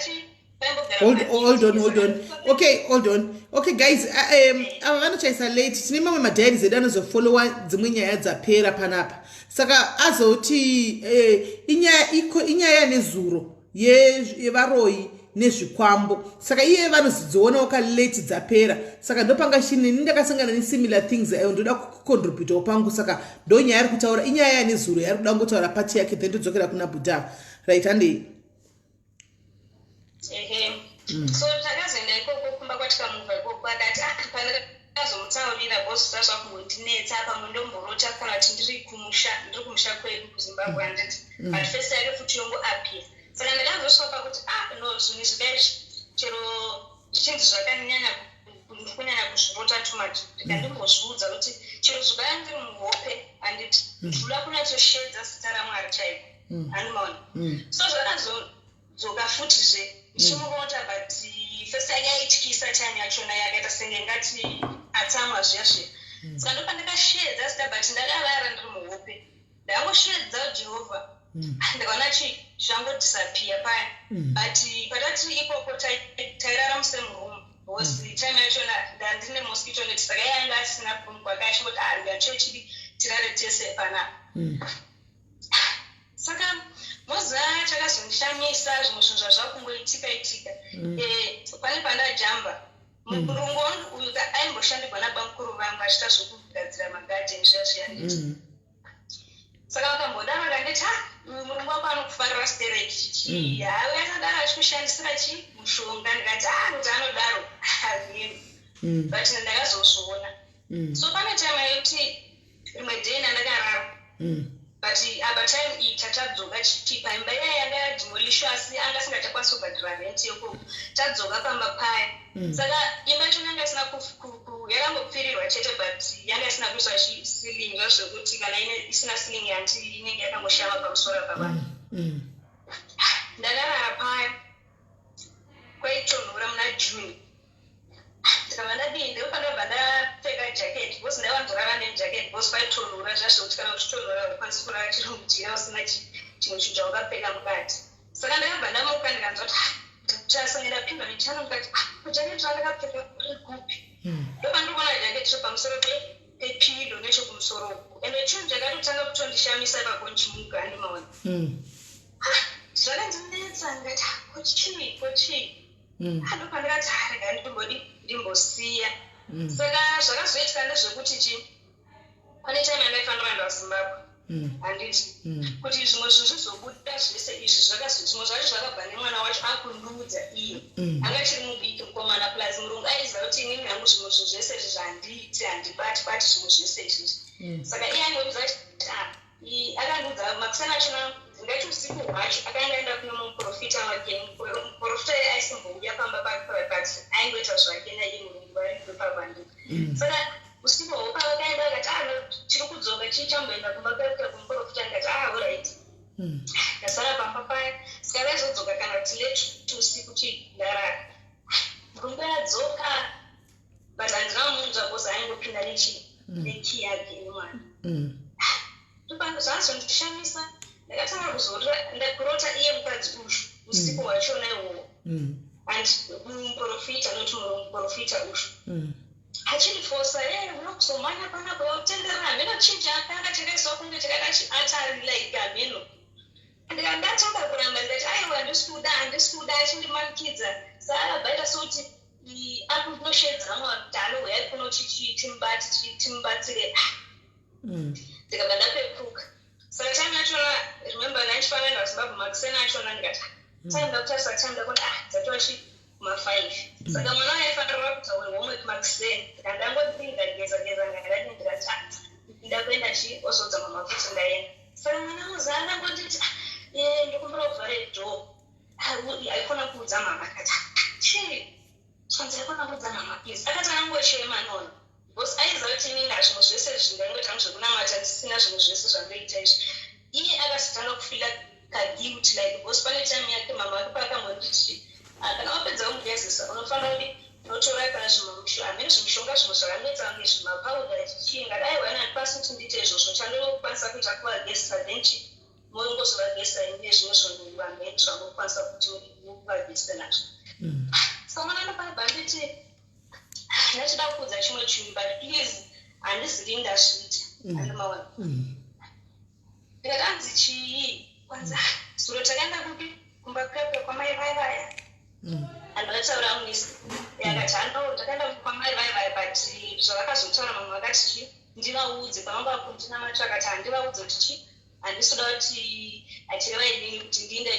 kuzimbabwe plus ndisamusiya ndisasiya basa handimaona waza ndakangobuda musodso ndakatanga kuchema ndafunga kuti saka zvinhu zvana chitorota panapa zvimwe zvinhu zvoita sokuti ndiri kuonesa hamaona ndakatanga kuchema pandati zvinhu zvana chitorota right now zvinhu zvana chitorota izvi neprofita wachona iye yuyu ndozvandikuudzwa nemwana usazvona tifanira izvo zvaiita kauri ndopandabva ndadii ndikafunga pamukuru vangu pavakambonditaurira paya paya ndikataura ichi ndatora foni saka anambona ndikatangodi kumurekoda ngari anohwachiti chiwati chii chakaitika ndo zvandakaudziwa zvanzi ndingati ini ndipase chikoro achitaura zvaingoudzwa namai vacho ndati ndipase chikoro asi umbovaudza kuti handida kuti uyainde zimbabwe asadzoka ndatangoya chidii saka ndikati hauraitiripo andi ndikanangosiyana zvakadaro saka maprofita aisimboya pamba pachona ipapo achingosasamvura but iye mwaingondudza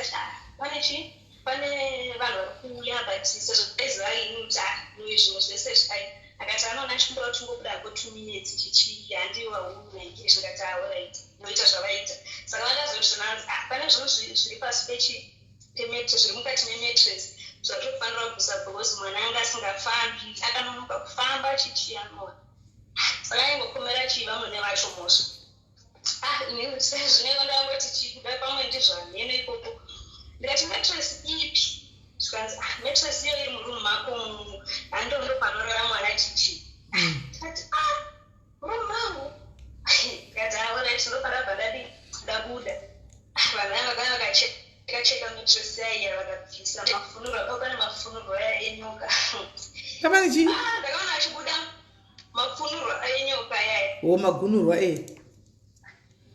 menzi anonzi mai but mafunuro kozachonzi mafunuro saka vabvisa saka ina ndakamira panze zvangu chinotanga vaichinzvava ndakaona achibuda achimhanya ndikati chii zvanzi anena pane mauya akabvisa nzi mune mafunuro enyoka chichi kati abvepi zvanzi hanzi zondira mwene wako chichi vakakutumira ndo vari kutaura kuti mwana asafamba ndakati saka ndakazondishamisa papera mavhiki zvazvo ndakazomaona futi zvari muwadropu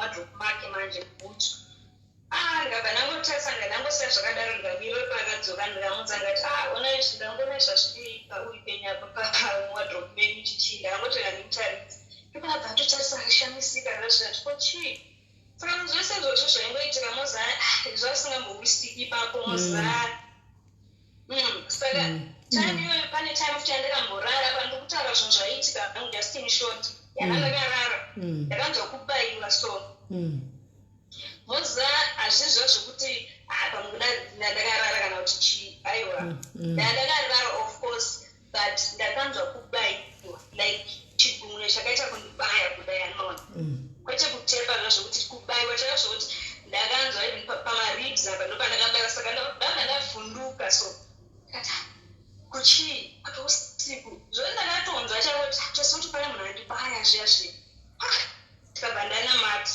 ndikanamata but handina kuda kuti nditaura zvakakwana ndangozona kuti pane zvinhu zvirikuitika saka ndakazona kuti no the best I think ichi kubva pano apa panomaona saka pamwe ndaingosangana nezvimushonga zvake zvangori mumba imomo asi aingoita sanga munhu ainamata zviya zviya zvakati handiiti asi pane time yakazoita sanga rika serious yekuda kuti aende kuchechi anonamata akatanga kuchema so ndikati ko chii because day rachona iroro usiku hwacho futi ndandambomurota handi ndakati ndatanga ndazvirota inini like ndatiri musango handi ndatanga kudriva motikari yake nditi ndandiri musango chichii but pane zvinhu zvachinditevera like ndopabhadi ndikada kumuka ndikada nomusheedza but before ipapo ndakanzwa chinhu chakarira pamusoro chaifamba chidhidhi pamusoro but changoita zvemaseconds ndikanzwa chinhu changodonha kuseri bhosi rangu rakaita kunanga newindo saka chaita kunge chadonha pamusoro pehwindo amona pane zvidhina zviya zvine zviri nechemuzasi zvinoita senge zvakajika windo zviya zvika ndopangabva ndarohwa nehana ndikanda kupepuka ndikati ko chii chiri kuitika panapa apa time yachona futi ndichirota saka ndochinhu chakazondimutsa ipapo ndakakomuka chimhanya ndikandaenda kurumu kwake ndikandamuvhurira but time yacho airara yega akanga asina mumwake ndandamuvhurira ndikamudza kuti pane chinhu chadonha kuseri kumachinzwa chinhu changofamba pa ndachinzwa zvinongwa diki diki asi chazodonha chitange chidhina like but sound yachanga iri heavy saka ndokati zvona time yacho anga asina kurara imadhimba dzadziri kuma2 ndandamuka ndati machinzwa esvanzi urutochinzwa izvozvo inangwa ndachinzwa kudhara chachifamba pedhani ndichachiri pamusoro nechepasiringi pakanodzi nangana nechine rumu yake yanga akarara iwo atochinzwa akuda pamwe chakutoenda zvandinetsa asi munhu asi pane zvinhu zvaari kuita zvaari kuziva zvaari kudii saka zvinhu zvandangosangana nazvo pamba ipapo zvakaoma shu ndakapesera wakapinda pane dzakaoma ufunge mabhosi aya mabasa omwe vamwe mabhosi vanenge achitovaro ivava because time moza aita akasvika so achibva kubasa so aita akasvika pamba zvazviya kutosenge munhu ane stress zvazviya so akambopinda mukicheni rimwe day apinda mukicheni saka imba yachona yaisina kupera ndi saasvika achipinda mukicheni tatiri tu nechikomana chimwana chake saka achitosuka-suka chiitamba kubasa aichasanga ari confused akatarisa madziro kudai kunge munhu waya ari confused ndokabva angobuda panze zviya zvoti zvaitooneka zvedhavi nemwana akangomutarisa kati muri right zvikanzi murungu anga ari munhu mutema wekubotswana mutema chaiye piwa mutsva saka akazombobuda panze time yachona iyoyo ngati amene kudana zvakadii zvakakwidza ndingakuda kutaura zvakawanda ndakazomwana akundishedza sanzi yaona kati chii sanzi yaoneka muzvitamama saka ndakazobuda panze naye ndangoda senge ndiringodarika amuchinda ndakaona munhu ari panze apa dziri kuma6 kwakutoti zvidei zvapa akutarisa ngari kunamata but zvimanamatraita and I pray for these trees hazosingambowisiki so ndopadangoti pane something chete zvingoitika apa asi wakazogona wakabva kokola hawakazogona wakabva ndakazobva ipapo pane mumwe munhu wavandaingotaura naye akati noiwe ingobva ipapa yazi right pane zvo zvaarikuita sangati it's better ndibve zvangu saka kwauriko zvino izvi kuri raitika kune kuri right ona nyero ngoshandiswa kusvika siku leta siku right hakuna kupura right handiti pane time akazondifonera futi achimuudza kuti ndidzoke ikoko aiwa hazvichaiti ha waita komuningina nyaya yatainzwa takuziva tikuti achidzidza everyday kuti zviri kufamba sei mukati mekushanda nekurarama waita komuningina god bless you handiti urarai bho pinda mucomment section uteverewo vamwe handiti une wifi teverawo mucomment section ndimbuzwa dziri kupisa idzi handitika babai oraramushe right muningina wedu anga achida kumbotaurawo zvinhu zvaakaona kumba kwaishanda handitika mubhosi anga ari murungu handitika ari murungu wechimunhu mutema kubhosana swairoya handiti right regai tidzokere kuna bhudhi vasati varara tione kuti bhudhi how far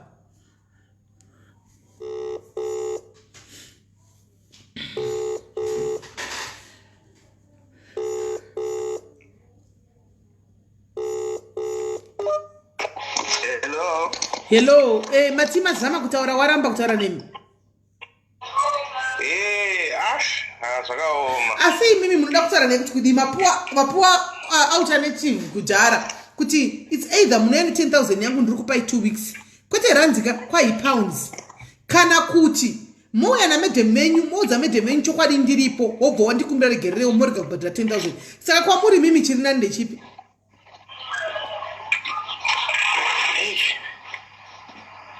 tete munozvati handizivi yekwamedhemuka akomana avo vanovoda kukunyeberani yekwamedhemu inani starter ipo pavakadzoka apa pakaitika mabhororo apa vakandipisa nemvura inopisa yesu saka kuti ndidzitange nyaya idzika anoboda kukunyeberai saka makatotsva so ndaidokwanisa kudo kuratidzai patini ndamboti budei mumba picha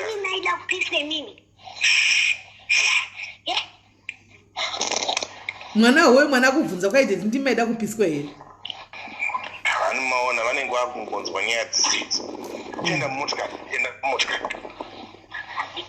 but ona ichiona imanje chinoitika but hanzvadzi ngatipenga let's be serious handitika let's be serious handitika problem iyi iri kuaffecta medhem enyu problem iyi iri kuaffecta imimi musikana uya mazvionera kuti shes bitter handitika zviri nani henyu munizonetsana namedhem ka muzonetsana namedhem moita 1 week musikataudzani namedhem asi ukumagadziriswa pane kuti murambe kumba kwacho hakusi kushanda mangoanotozomona akunokudzwa muta nomwe murume akuindiwa naye modi medhem venyu ivavo nenyaya yekuti kumba hakusi kushanda havana kupinga zidzakamumba kwenyu mozodii saka mheno zviri kwamuri imuchizai zvokuti panohla medhem kuti ndivaudze musikana uyu vanomuziva handi ari kuti akambovasendera meseji bheta kuti mutobuda pachena hanzvadzi muzati chokwadi sometimes chokwadi chinokusunungurai munoziya tete handizivi vanhu ava vanotukana everyday ani munoona vanotukana everyday vanorafurana everyday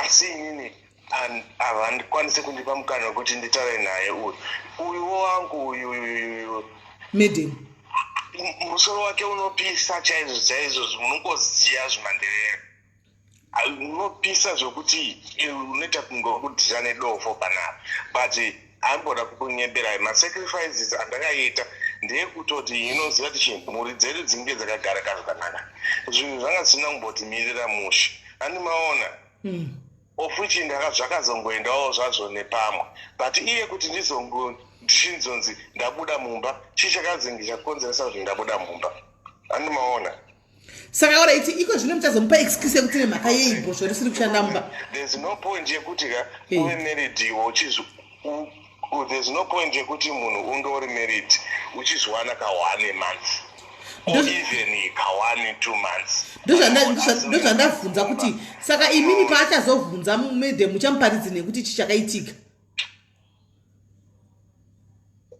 medhem vanoziziya zvese kuti panenge pakagadziriswa saka vari kuti chii nazvo vari kuti modii nazvo imi kwaigarai makadaro iye anenge achitoti wakanya gara wakadaro imbwa yemunhu kungotizama kutaura nyaya iyoyo inoita noise kuti uchatobatirwa banga chairo chaipo Saka izvi zvari kukumbira kuti madam nditaure namadam munhu waanotaura naye almost every day vachitukana. It's impossible, munoona.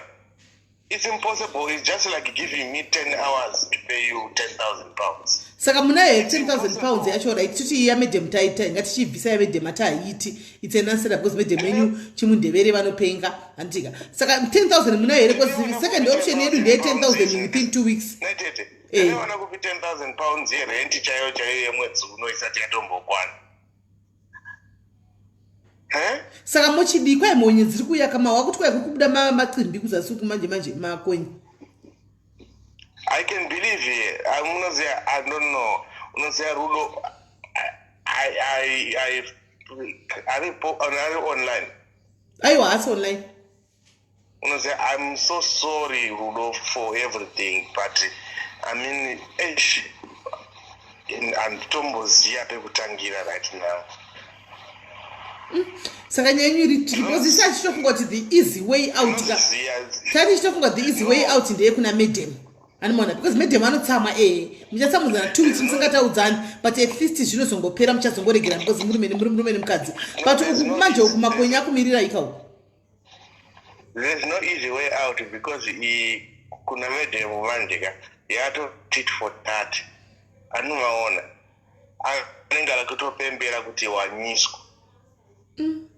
Of which it was my first time doing this. Aiwa first time haisi yenyu aiwa haisi drugs yakona kuzoda kutita ose vanhu veECD haisi first time yenyu because ipo pamazvitaura matozotaura pano mukati kunze uku iri kushanda kunze kwamakaona ichishanda ndekupimi mati kunze uku iri kushanda makatesta kakunze mukaona ichishanda muda kuti first time hazviiti. There's a godless kutanzi if first time or anything munoziyashi even Ian she saw this coming kuti yanzi shiki so aneta kungongo chiswa mutsepere or anything but ndambozama amboda kukunyebera mumadzibaba omundu ambotenderera ndamboita say it's not working. Saka madam venyu hamusi kuda chero kuti isusu titaura namadam venyu hamusi kuda. Kutokonzeresa chaiko akatoramba kutotora namai vangu ndiri mamwezi zuva kutoudza amai vangu kuti mbwa yemunhu so handichazivi manje kuti vakatotora. Saka marriage yenyu iri right here mimi muchiudzana namwene kuti mbwa yemunhu iri bho marriage yenyu mawani kwese kani tete. Saka muri kurohwa kaini? Mawani kwese. Muri kurohwa munoshanda here imi? Kati muri kudlawo ya madam ndosaka vari kudaro. Mukoti? Muri kushanda here kana kuti muri kudya ya madam ndosaka vari kuda kupisa ine mvura? Hani kusenza ndinosevenza. Hanzi madam inogo area vatauriki navo chero isusu tosvikotukwa because nekuswera nezuro vakatuka mai vakola kuti muri mbwa yemunhu havatodi kana kuzvinzwa nenyaya iyi havadi kuti taurwe saka animona kuti it's a no go area saka yacho inopera sei ndopari kundinetsa inopera sei mamune weipi yekuti nyaya iyi ipere.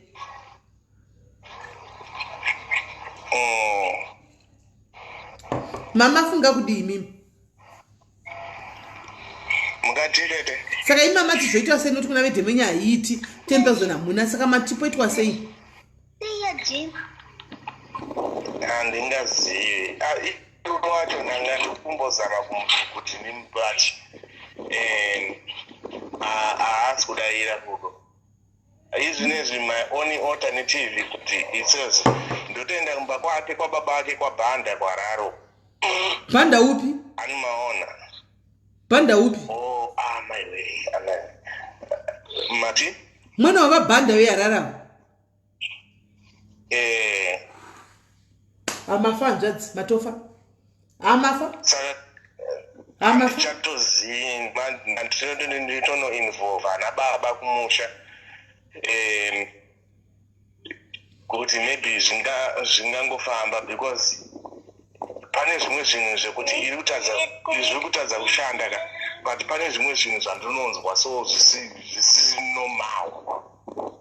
Ane munoona sezvipi? Andikakwanise kuziva kuti kunge uri kubayiwa bayiwa kunge uri mune zviro zvekufambawo something. Hey, mubhodhi menyu. Hey. Hey. Yapakaipa zvino poitwa sei? Ndatishiya kuti imambozama kumufonera here. Tifone atinogona hedu kumufonera Rudo uyu. Hey, hapana kumira mushe. Pamatozoti mwana wabhanda. Ndatoona kuti hapana kumira mushe. Hapana kumira mushe. Boza bhanda vanozikamba nekutumira makudoka even kuvanhu chako nokuti zvinhu zvevarume kune munhu wemurume akambenda kwatitechudha ukane chinhu chake chakadisapiswa navabhanda chinhu chikashayikwa chinhu zvachose. Haana kumbonditaurira kuti ndo kumhuri kwaanobva maybe aityira kuti ndinozongotiza here but unozoti wakuinvestigata paipano because unenge one zvako. Alright, mirai Rudawi hanzati bvisai vana venyu ava hanzati bvisai vana venyu padhusi. Enda mota. Tadzoka tichakudza wani tichakufonera anytime. Ngavapinde mumota vana ava.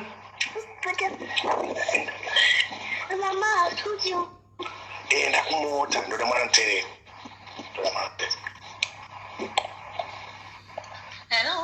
Hello, ndova ndikumbira kuti vavati vambozama kutaura nekufonera here hauna kudonga foni.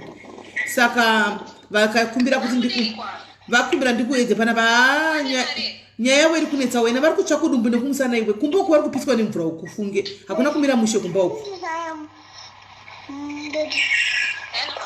Hello, uri kunzwa?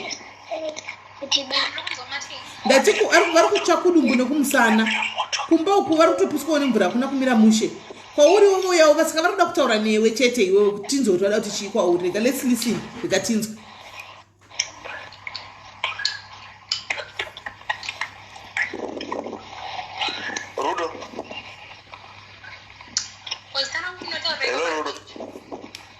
Rudo, please, Shaman, do comprare che c'ha una kumira mushe Shaman.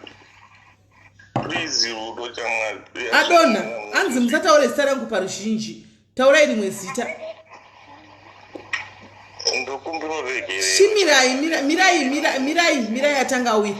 Mirai musataure zita rake paruzhinji. Musataure zita rake chimudedzai kuti Selina. Chitaurai mchiti Selina. Chitaurai kanzvadzi. Selina, ndokumboregerero Mwari azona kumira mushe chako.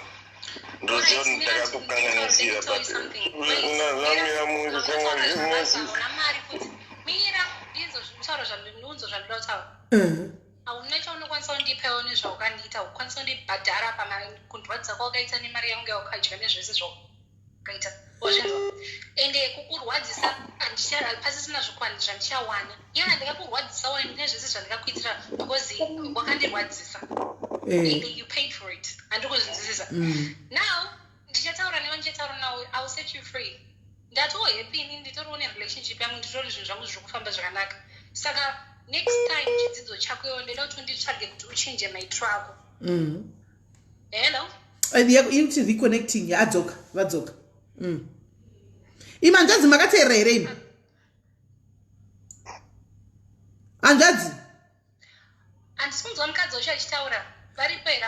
Hanzvadzi mukadzi hanzi ari kubasa asati adzoka. Hanzvadzi mukadzi kunutone nefaya shamwari udopiswa wakadopiswa nemvura inopisa zvimuning'ina chiregererawo please ndapota hakuna mira mushi kumba kwacho zvezvo. Muning'ina kune dzinotonesa imbotaura naye kuseri kwounzwe wega ndifunga netweka kutonesa because ndina kutaura kwanjeita nemunhu kuseri zvatopfuura ipapa foni yake ndiyo iri kuti ndofunga netweka because ari murodhi murodhi mavari hamunoti pai adoni anyway nangu ndichagarise panapa kana adonawo zvake but chimuudzawo chimuregererawo vedi we uyu munhu yatambura wamunzwa ndanga chema misodzi yangu yandakachema yakawandisa kudarika zvachema just 2 minutes yafona saka zvinogona kuitika kumuregera ndokumuregerera mari ndaiziva kuti hapana mari yanokwanisa kundidzosera saka zvangu chongoperwa zvakadaro kumuregera ndichamuregerera neichamusunungura alright ndinotenda hangu muningi aiwa ndinotenda shuwa ndidi kunyepera ndinochengetawo nhamba idzi dzako idzi dzikuita kuti kazvaipa ndingovuya huku kuseri aiwa waita hako munin'ina thank you very much isunungura mwoyo wako ungorega vaite life yavo nokuti utori mugehena kumba kwachiko atori mugehena kudhara kumba ikoko aiwa kandisi vaiti hazvina bluetooth here zvinizvi vachishaina vachititekajika mari dzemarema dzekulondon iko zvinozvi handiti vari kuita pay for it mudzimai wacho mundevere zveshuwa here mundevere zveshuwa mudzimai wake andiziva hangu vanditeedze vanhu ndinini zvakawanda zvokuti anobvepi kana kuti iye akajika mari yangu ndiye wandakapedzerana naye aiwa anga achingotaura kuti mudzimai wake anoita kunzwisisa because mundevele ende akatomupisa nemvura manje apa aiwa havachazokufonera izvi vachikutaurira aiwa ndinotenda waita hakuna kumuregerera ufunge thank you very much lega tichongomirira iwe wati uya watorera dhuku rake uchauya pano iwe totongomirirawo letsowo pari kuzvihwa kana ari panapa kuti agara agadzirisa nguva ichiripo mugare mataurirana isati yasvika kuno because pachahonetsa futi amen saka uri kuchii kunyika yamuri futi ikoko wedhuku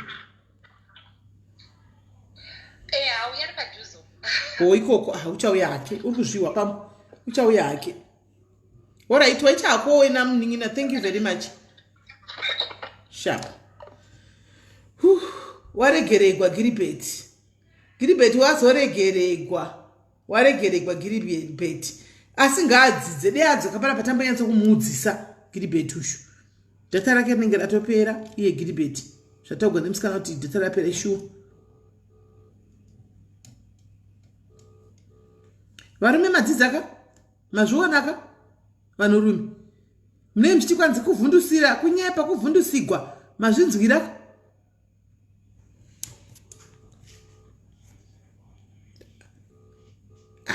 mira nditire kumufonera direct kuatm ndinayo mufoni mangu minotokwana kutaura naye gai nditire kumufonera direct apera data azodzoka achitiudza chokwadi panapa kuti kwagadzirika kumba uko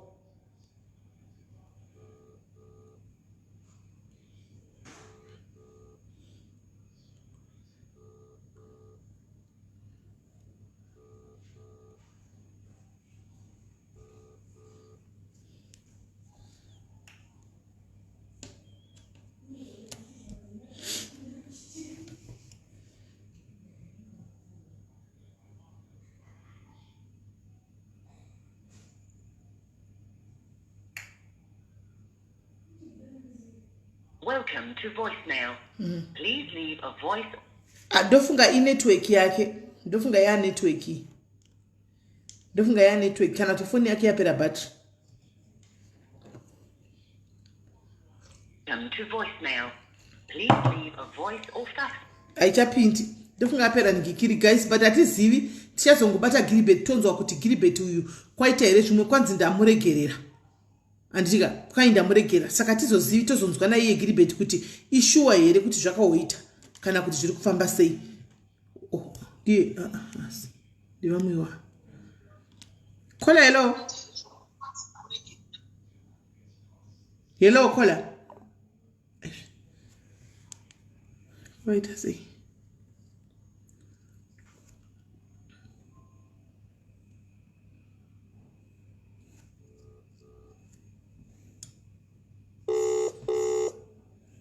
Gilbert ndiyo tatichida kunyezesa pakona manje kuti nyanso kufamba naye chekufamba naye ndiyo tatichida Gilbert zvino waita like wasevwa nebattery tiri kuzombata ne hello sorry it's the wrong number sorry alright Gilbert taida yenzo kumwisa pakona apa zvokuti tichangobata guys panongopinda next live mundirangaridze tione kuti taura na Gilbert we first because kana achinga aregerwa kuti totenda zveshuwaka ngabve adzidza chite chidzidzo ichi kwete kuna Gilbert uyu oga vana Gilbert vese vari mu comment section ana mukoma godho muri kuzviona ka ana mukoma godho muri kuzviona tawanza holiday Do you see this? Muri kuzviona here? Gilbert wepanapamba muri kuzviona here? Muri kuzviona here zviri kuitika kunoko? Baba Gilbert vanhu vari kusungwa, right? Kuna mwana Gilbert vari mucomment section nhasi vanyura vavanda vana Gilbert nenyaya yekuti pane nyaya yavo yanga ichitaugwa panapa. 20J uri kuzviwa vana Gilbert vese vari mucomment section mazvionaka, maionaka end result yegame racho. Ivai mafiza chizidzo chihure chimupfire kuti po handika ivai mafira pasi muone movie rinonzi pa Netflix rinonzi chi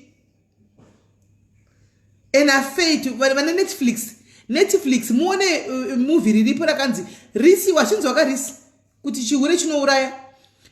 Pane pa Netflix pane ngirikiri pane movie riripo rakanzi Enafate to die for ndizvo Enafate to die for. Muone movie iroro. It's a thriller suspense rinonakisa zvokuti asi ndoda kuti muende kunoriona mudzidze chidzidzo kuti vanhu vakatambwa mukadzi waihura nechikomana chidiki chakachechi mustudent chake vakatambwa yakaita sei nemurume womukadzi ya muende kunoriona movie iroro nyatsogwisisa. Kola hello Smith. Maswera sei? Aswera maswera istati kukumbira ona batadzi dzimusikano uyu jairira isu. Yeah, namba mai wakola ina ndiro iyi ani mazviona handidi kuti musunge hanzvadzi dzangu handi warume wawari ndofunga ini muno South Africa tisi kudiaspora tiri muno South Africa hazvina basa kuti hanzi ndeye kudiaspora muri kupi mose muri madiaries andakanoya nesingadiyo kozonzi namba wakadziwa nepo kwandakapiwa Sis Melly diaries hai ipapo majiko pane pakaipa handiwaona indai mutsvaga straight kuFacebook munomuona kana muchida kutaurira mutaura naikoko zvisina Sis Melly mukati. Saka nditsvake baba wake nditsvake ikoko. Hai munenge magona mukaita izvozvo izvo. Alright kola iripo. Right, network iri kuita ichitiza. I don't know what is going on. Right. Pane umwe here ari kuda kufona network yedu yanga yadona futi. Pane umwe rada kufona, right? Kana pasisina guys.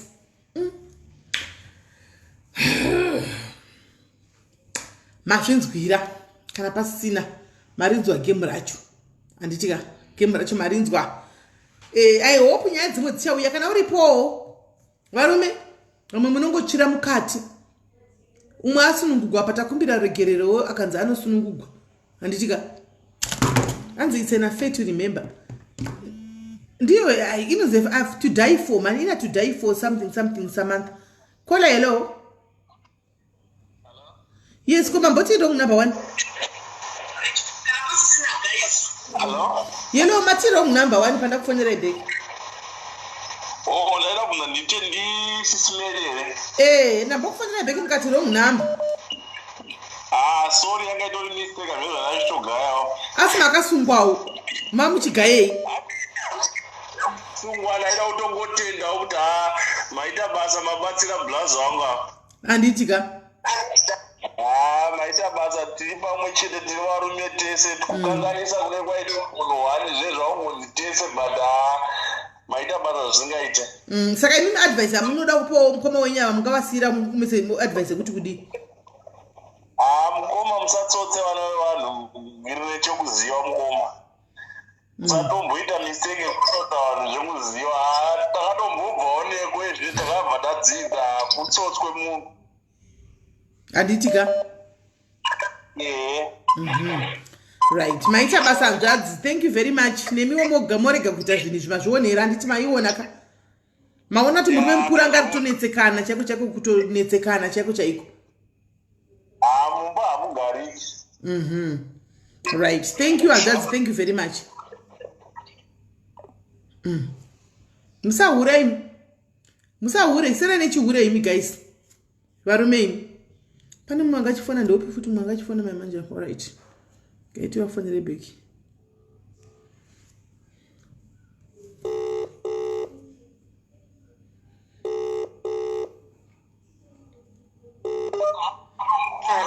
Yes, kola muri sei? Muri pale.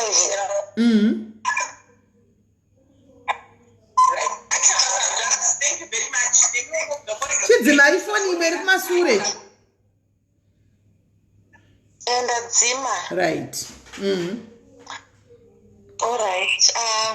Issue yababo ndeyekuti baba vakavadzidza a big lesson because kana uyu havana kumuda asi kuti vakamudira mari yake because deno vakanga vachimuda chaizvo havaimbomurasisa kana kuti havaimbommushandisa zvokuflya kukwira ndege achautobaona and then ivo vanochazozotwa nemukadzi wavo ari kuvabata rafu and vakanga vatomboseparata nemukadzi vangadei vakatoita move on naye musikana uyu saka musikana uyu she was right to teach him a lesson.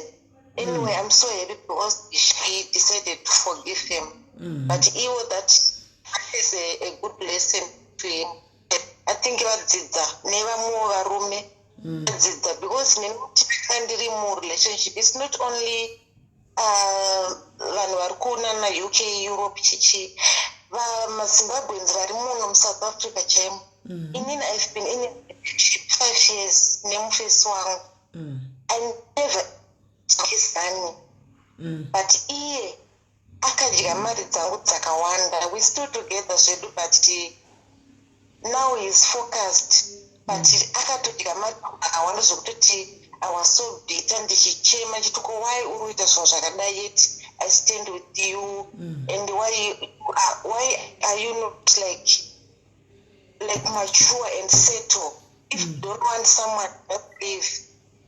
Kushandisa munhu but I'm so happy because baba varegererwa varegererwa. I hope foni kupera moto kana kuti network else vatoswa nemafuta zvakare. Zvinogona kudaro kuti vamwe vapamhiwe nemamwe mafuta haungazivi kudaro chatochaya tichazovacheka tichinzwa kuti haufa. Motozocheka Sis Melly iri both. That was my comment. Thank you very much Kola, thank you. Right. Hanzi vakadliwawo asi vakazodliwawo nemunhu vakazogadzisana naye havo. Anomaona. So guys, kana pasisina vamwe regai ende show zvanhasi ndaonawo tipewo vamwe mukana. Ndaona chijanduko apindawo live 5 minutes ago pamwe anga akatomirira kuti Sis Melly vapedza kugona kupinda. Zvinodza Sis Melly dzonetsa vediwe because mafans acho mamwe chete ndiwo anenge achingotenderera kudai. Animaona saka regai musunungurewo vanhu vadi timbonopedzisa kuti tinoona tiri ikoko handitika. So guys, maita basa vedu we mara kuitira zvakanaka. It has been nice but chirongwa hachina kupera. Anti munoziva kuti Friday yoga idzo dzinyaya dzakafanana nedzidzidzi ndo dzinenge dziri pano dzeconfession dzekureurura idzo dzidzi. Asi mandipa idea yakanaka. Pavhiki rinouya apa mochi expecta mafireworks imi zvomoita mogara makagadzirira mashurugwa enyu aya nenhamba dzawo pasaidi. Chaita dheri akuti pachange pachingounzwa mashurugwi rume nemashurugwi kadzi handika akadla mari dzavanhu handiti murudo kozoita mashurugwi handitika ekubira vanhu handitika koita vezvikwereti tinenge tichikorekta zvikwereti musi wacho.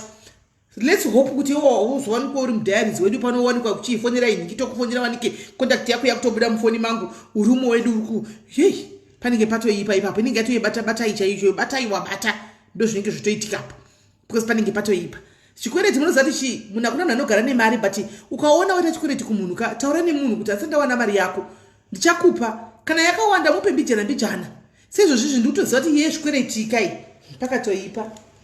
Pana mufundisi vari kuzoexposwa panapa ndambozama kuseruku nyaya mufundisi vava men of God harimona zvana ndichikudza izvo men of God kuseruku zvadaikudza ivhiki rose rapera ndichi men of God ina handisi kuda kuti muzopostiwa men of God musadaro. Men of God pai munhu mari yake maona chirongwa chazointroducewa ka apa ndichisina weye kuti ndoita sei mutongotaugwa men of God handiti mazviona muchitongotaugwa manje because mukadzi yatombonsendera message manje achiti Sis Melly go ahead and expose ndikati zvakandiomera vedu varonda rumwe vanhu vamwari ava ndinohla vanenge vanhu vanesidzwa unopiwa kesi nevanhu vamwari ava vanomaona but kana chatove chirongwa chotouya kudai handisisina kudi kuti ndinoiramba chiti kudi handichatokwanisi. Men of God saka mutoziva kuti mutoripo palist apa iyi ndodorevesa kudai iyi mutoripo palist men of God mutoripo because mari yakawandisa iya $6,000 mari yakawandisa ya man of God. Saka imi mochitogadzirira sangano kuti richitongonzwa nyaya dzekutongozopadukira paFacebook. Sangano ndoda kutozongoziva kuti mune chikwembe nechikwere cheni cha a man of God inandizivi. Asina kuti didi mugare mangoziva kuti vari kuzongoya mai vaya vari kutoenda zamawo kuseruta 3 weikonda zava kuikatsa man of God pai munhu mari ndinomupa but mavene more than 5 years muchikuti munopa munhu mari musingampika na sendi mukadzi uyu shirikadzi uri kurwadziwa. Saka man of God ina handichazivi, ina handichatozivi. Man of God Joanna havasi kuti tinotomboti kudii kana tikudii pafeafea vatounzwa because mai vacho vari bhita vakatotsamwa aihopa ndifunga vari mucomment section kuvanonetsa here gai ninge wafonera kuvanonetsa let's hope kuti vari online mai vacho handisirini ndatombotaura navo nhasi vatombonditi Simeli muri kuona munhu muri kumboregerera kune vamwe vanhu hamudaro ndozvatondiita ndikati aiwa sandavabata mira timbonzwa kani. Man of God ndaitaura navo. Man of God havasi kuda kunzwisisa vanenge vachingotaura zvinhu zvisisi zvavasingaiti. Manje ni kana yatouzoya iri vavharira kuti kudi okay magaya okay all right.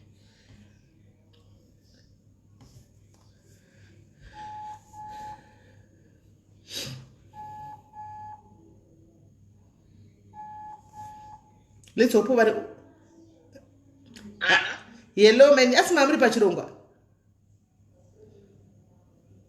aiwa mama ndokandikureva kuti mamuri paFacebook here pashow mamuri pachirongwa palive here ndameichifollowa but ndabva manje zvavo alright ndaichitotaura kuti nevanhu ndichiti pane chirongwa chatikuzotangiza vhiki rinoyapa chekukorekta zvikwereti. Saka ndatopotana ndikati man of God ka manyanya kudiwo kuti ndabozama kuseruku mozviziva imi ndimakauya nenyaya yenyu kwandiri tikazama na man of God man of God varinge vatamba nefunga. Saka ndaichitana ngati man of God ka as much as zvichidii kana zvichidi iya haina kuti ndingaipukunyusa sei because itori show ichatoya vanhu vakawanda including man of God mutori palist because mukadzi wamuri kwetsa tombondi-consultant asi andiwanisindira message nasi ndikati saka imi utoziva kuti muri palist imi vanhu ndopavati ndikati kuda moti ndoreva nemari gainifanira mukadzi wachona probably atori pashow because awanza kumisa mashow edu pano andimaona. Saka nangoti vazivewo kana man of God vakateerera kuti next week nchao announce date up tombotry kutenderera chita mamemba vanhu ilive kai mimi muchitotaura pafair kuti ini ningi mari yangu zvakatodai ndikutoida tichitomfonera kuti ona utori pashow tikuda mari because andina zvatingaitawo handiti tambozamawo kusezama kuti vanhu vasaexposiwe but vanomudawo mari dzavo ndizvozvo. Saka alright tinokubatai pashow yacho ipapa. Alright, thanks Sis Melly. Alright sharp right gatimbotirai kufonera man of God kuda vari online zvosvo hatizi ndatimboona man of God apa vari soft ene man of God kuda kutaura soft vanenge vachitaura soft sei mbotsvaka man of God vanenge vari soft zvokuti dhuma man of God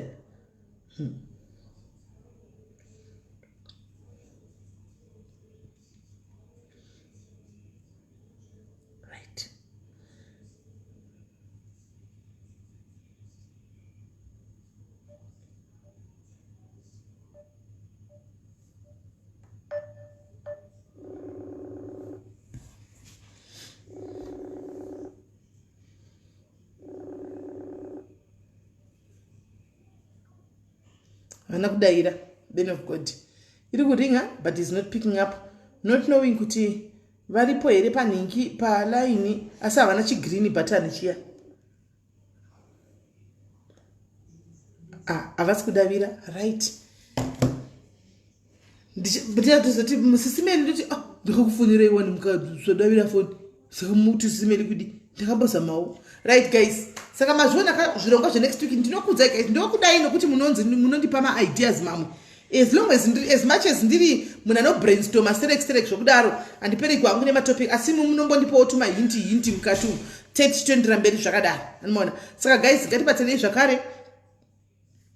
zvakare muchikamu chinotevera tiri tose. Hanzi veshow yevana vai hanzi kuma 5 show yevana hanzi from 10 years and below hanzi 10 from years and below mangwana na5 handitika saka ndonya yacho guys saka imi mopinda muweekend zvakanaka Ramai I was waiting for your call Shera zvinoona kufona asi wakadzokerana naninge herewe makazodikwe nenyaya yenyu nairura takuitaura paFacebook atiwe ndiwo kwaya naye paFacebook tongotoitaurawo paFacebook tachida musikana uya ndiwo tichida kuti timufonere timudzosera tisena nemurume waro Ramai zvo warega kufona Ramai warega kufona ndaida kuti timudzosera nemurume waro Ramai warura pamwe musikana yantori pano because ndomuona paFacebook apa saka ari pano musikana vashomana vanenge vasipo panapa ngoti hatigoni kusangana teseka 1 but vazhinji varipo panapa. So guys, morara bo handika tobatsana muchikamu chinotevera probably that will be Monday also handika tichifambirana nechemberi nechirongwa mupinde muweekend zvakanaka guys handitika stay away from zvakaipa, stay away from negativity handitika rudo pamberi, one love handika and peace kudzimba nemastreet umu handitika God bless you tobatsana handitika